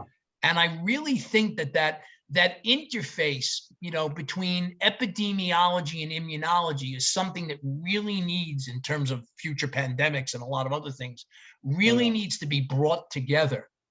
Because my grandniece, it had COVID in the very early rounds in 21, whatever, and intense. She has such long COVID. It's just sad. She was in nursing school and had to quit because she just simply couldn't keep up. Yeah. She periodically goes to the emergency room with oxygen issues. She's just struggling. And it's really, I see what is her future. She's also obese, which doesn't help. And I just feel for her. It's really sad. Well, and there was that, which he got chided. The writer got chided in the comments for saying that long COVID would basically go away after a year, and we know that's not true, and that was a misstep, I think. But the one walk away the takeaway I got was that COVID infection isn't like a single exposure and then you get it. It's you get exposed and then you get another exposure and you get another exposure until finally you get that one exposure that puts you over the top.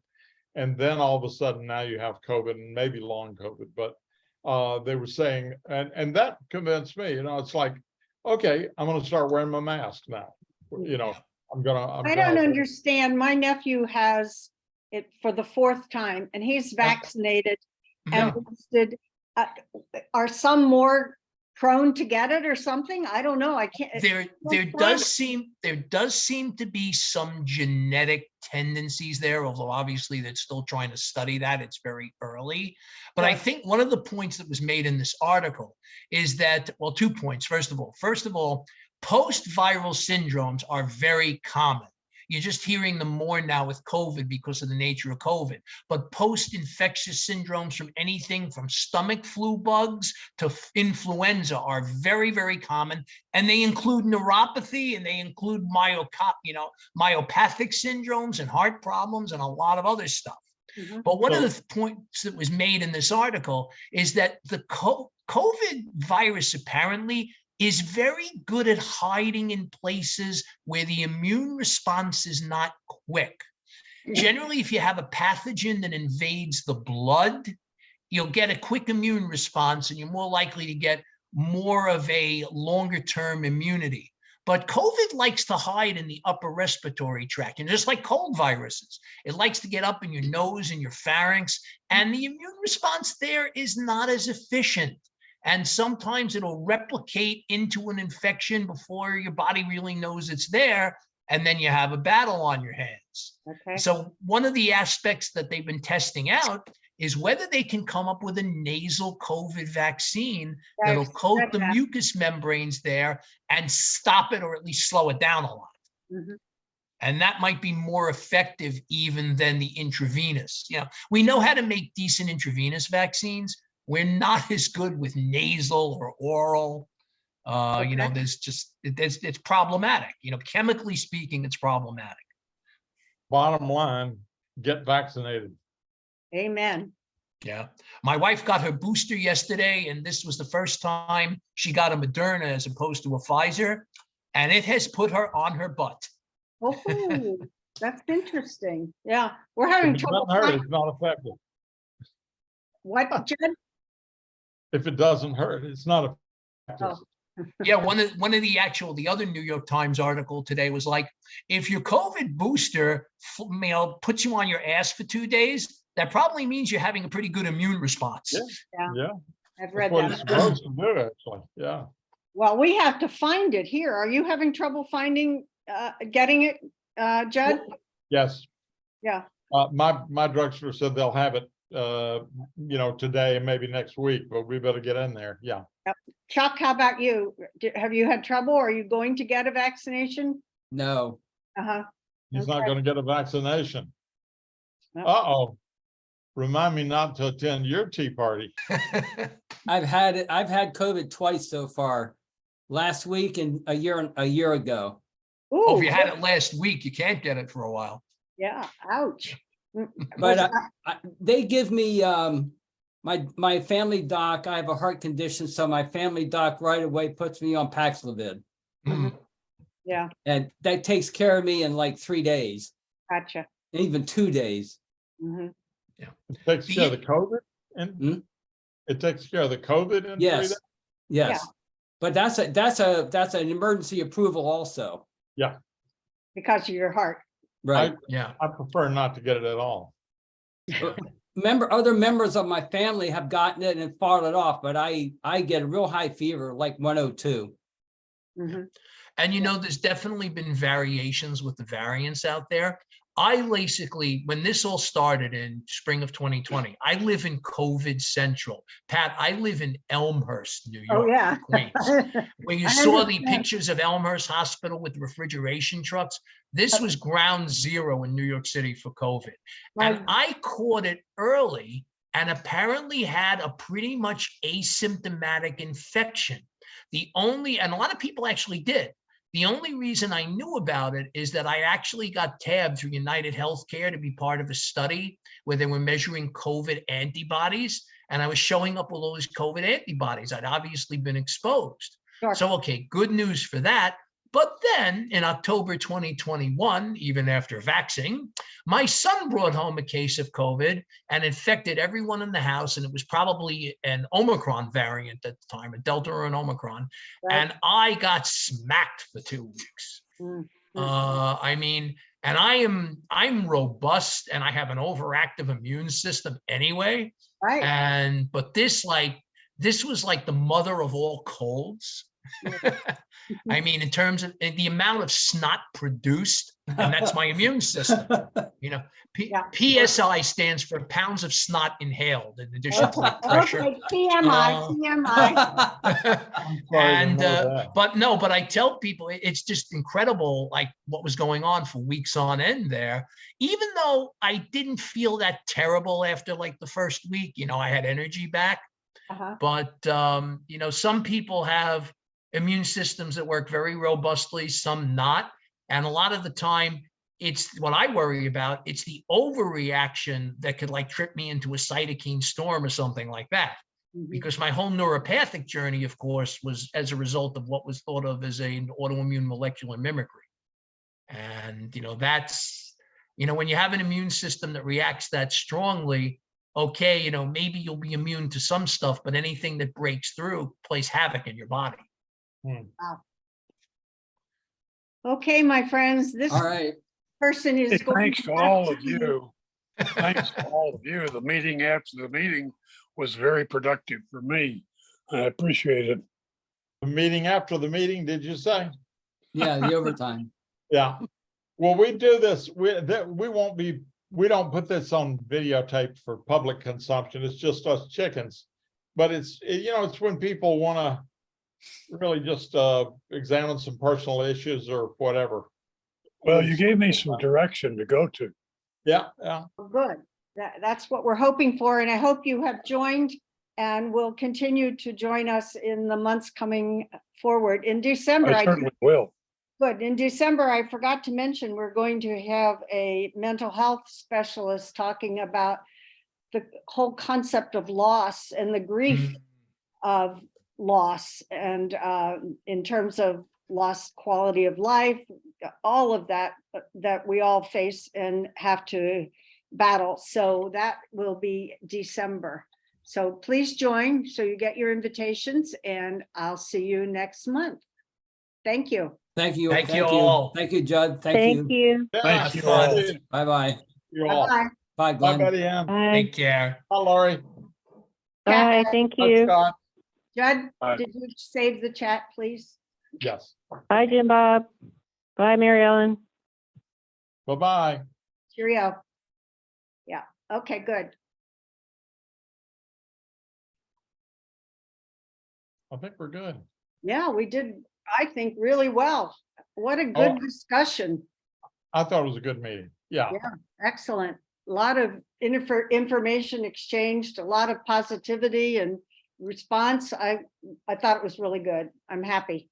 And just for your information, this was a lot less complicated than the one Can we before us. stop the recording, please? Yeah. Well, that's all I had to say. I didn't hear what you said, but I wanted to stop before you and I did anything more. I don't know how to stop it. Maybe only you can. Yeah, sure. It was under security, I thought.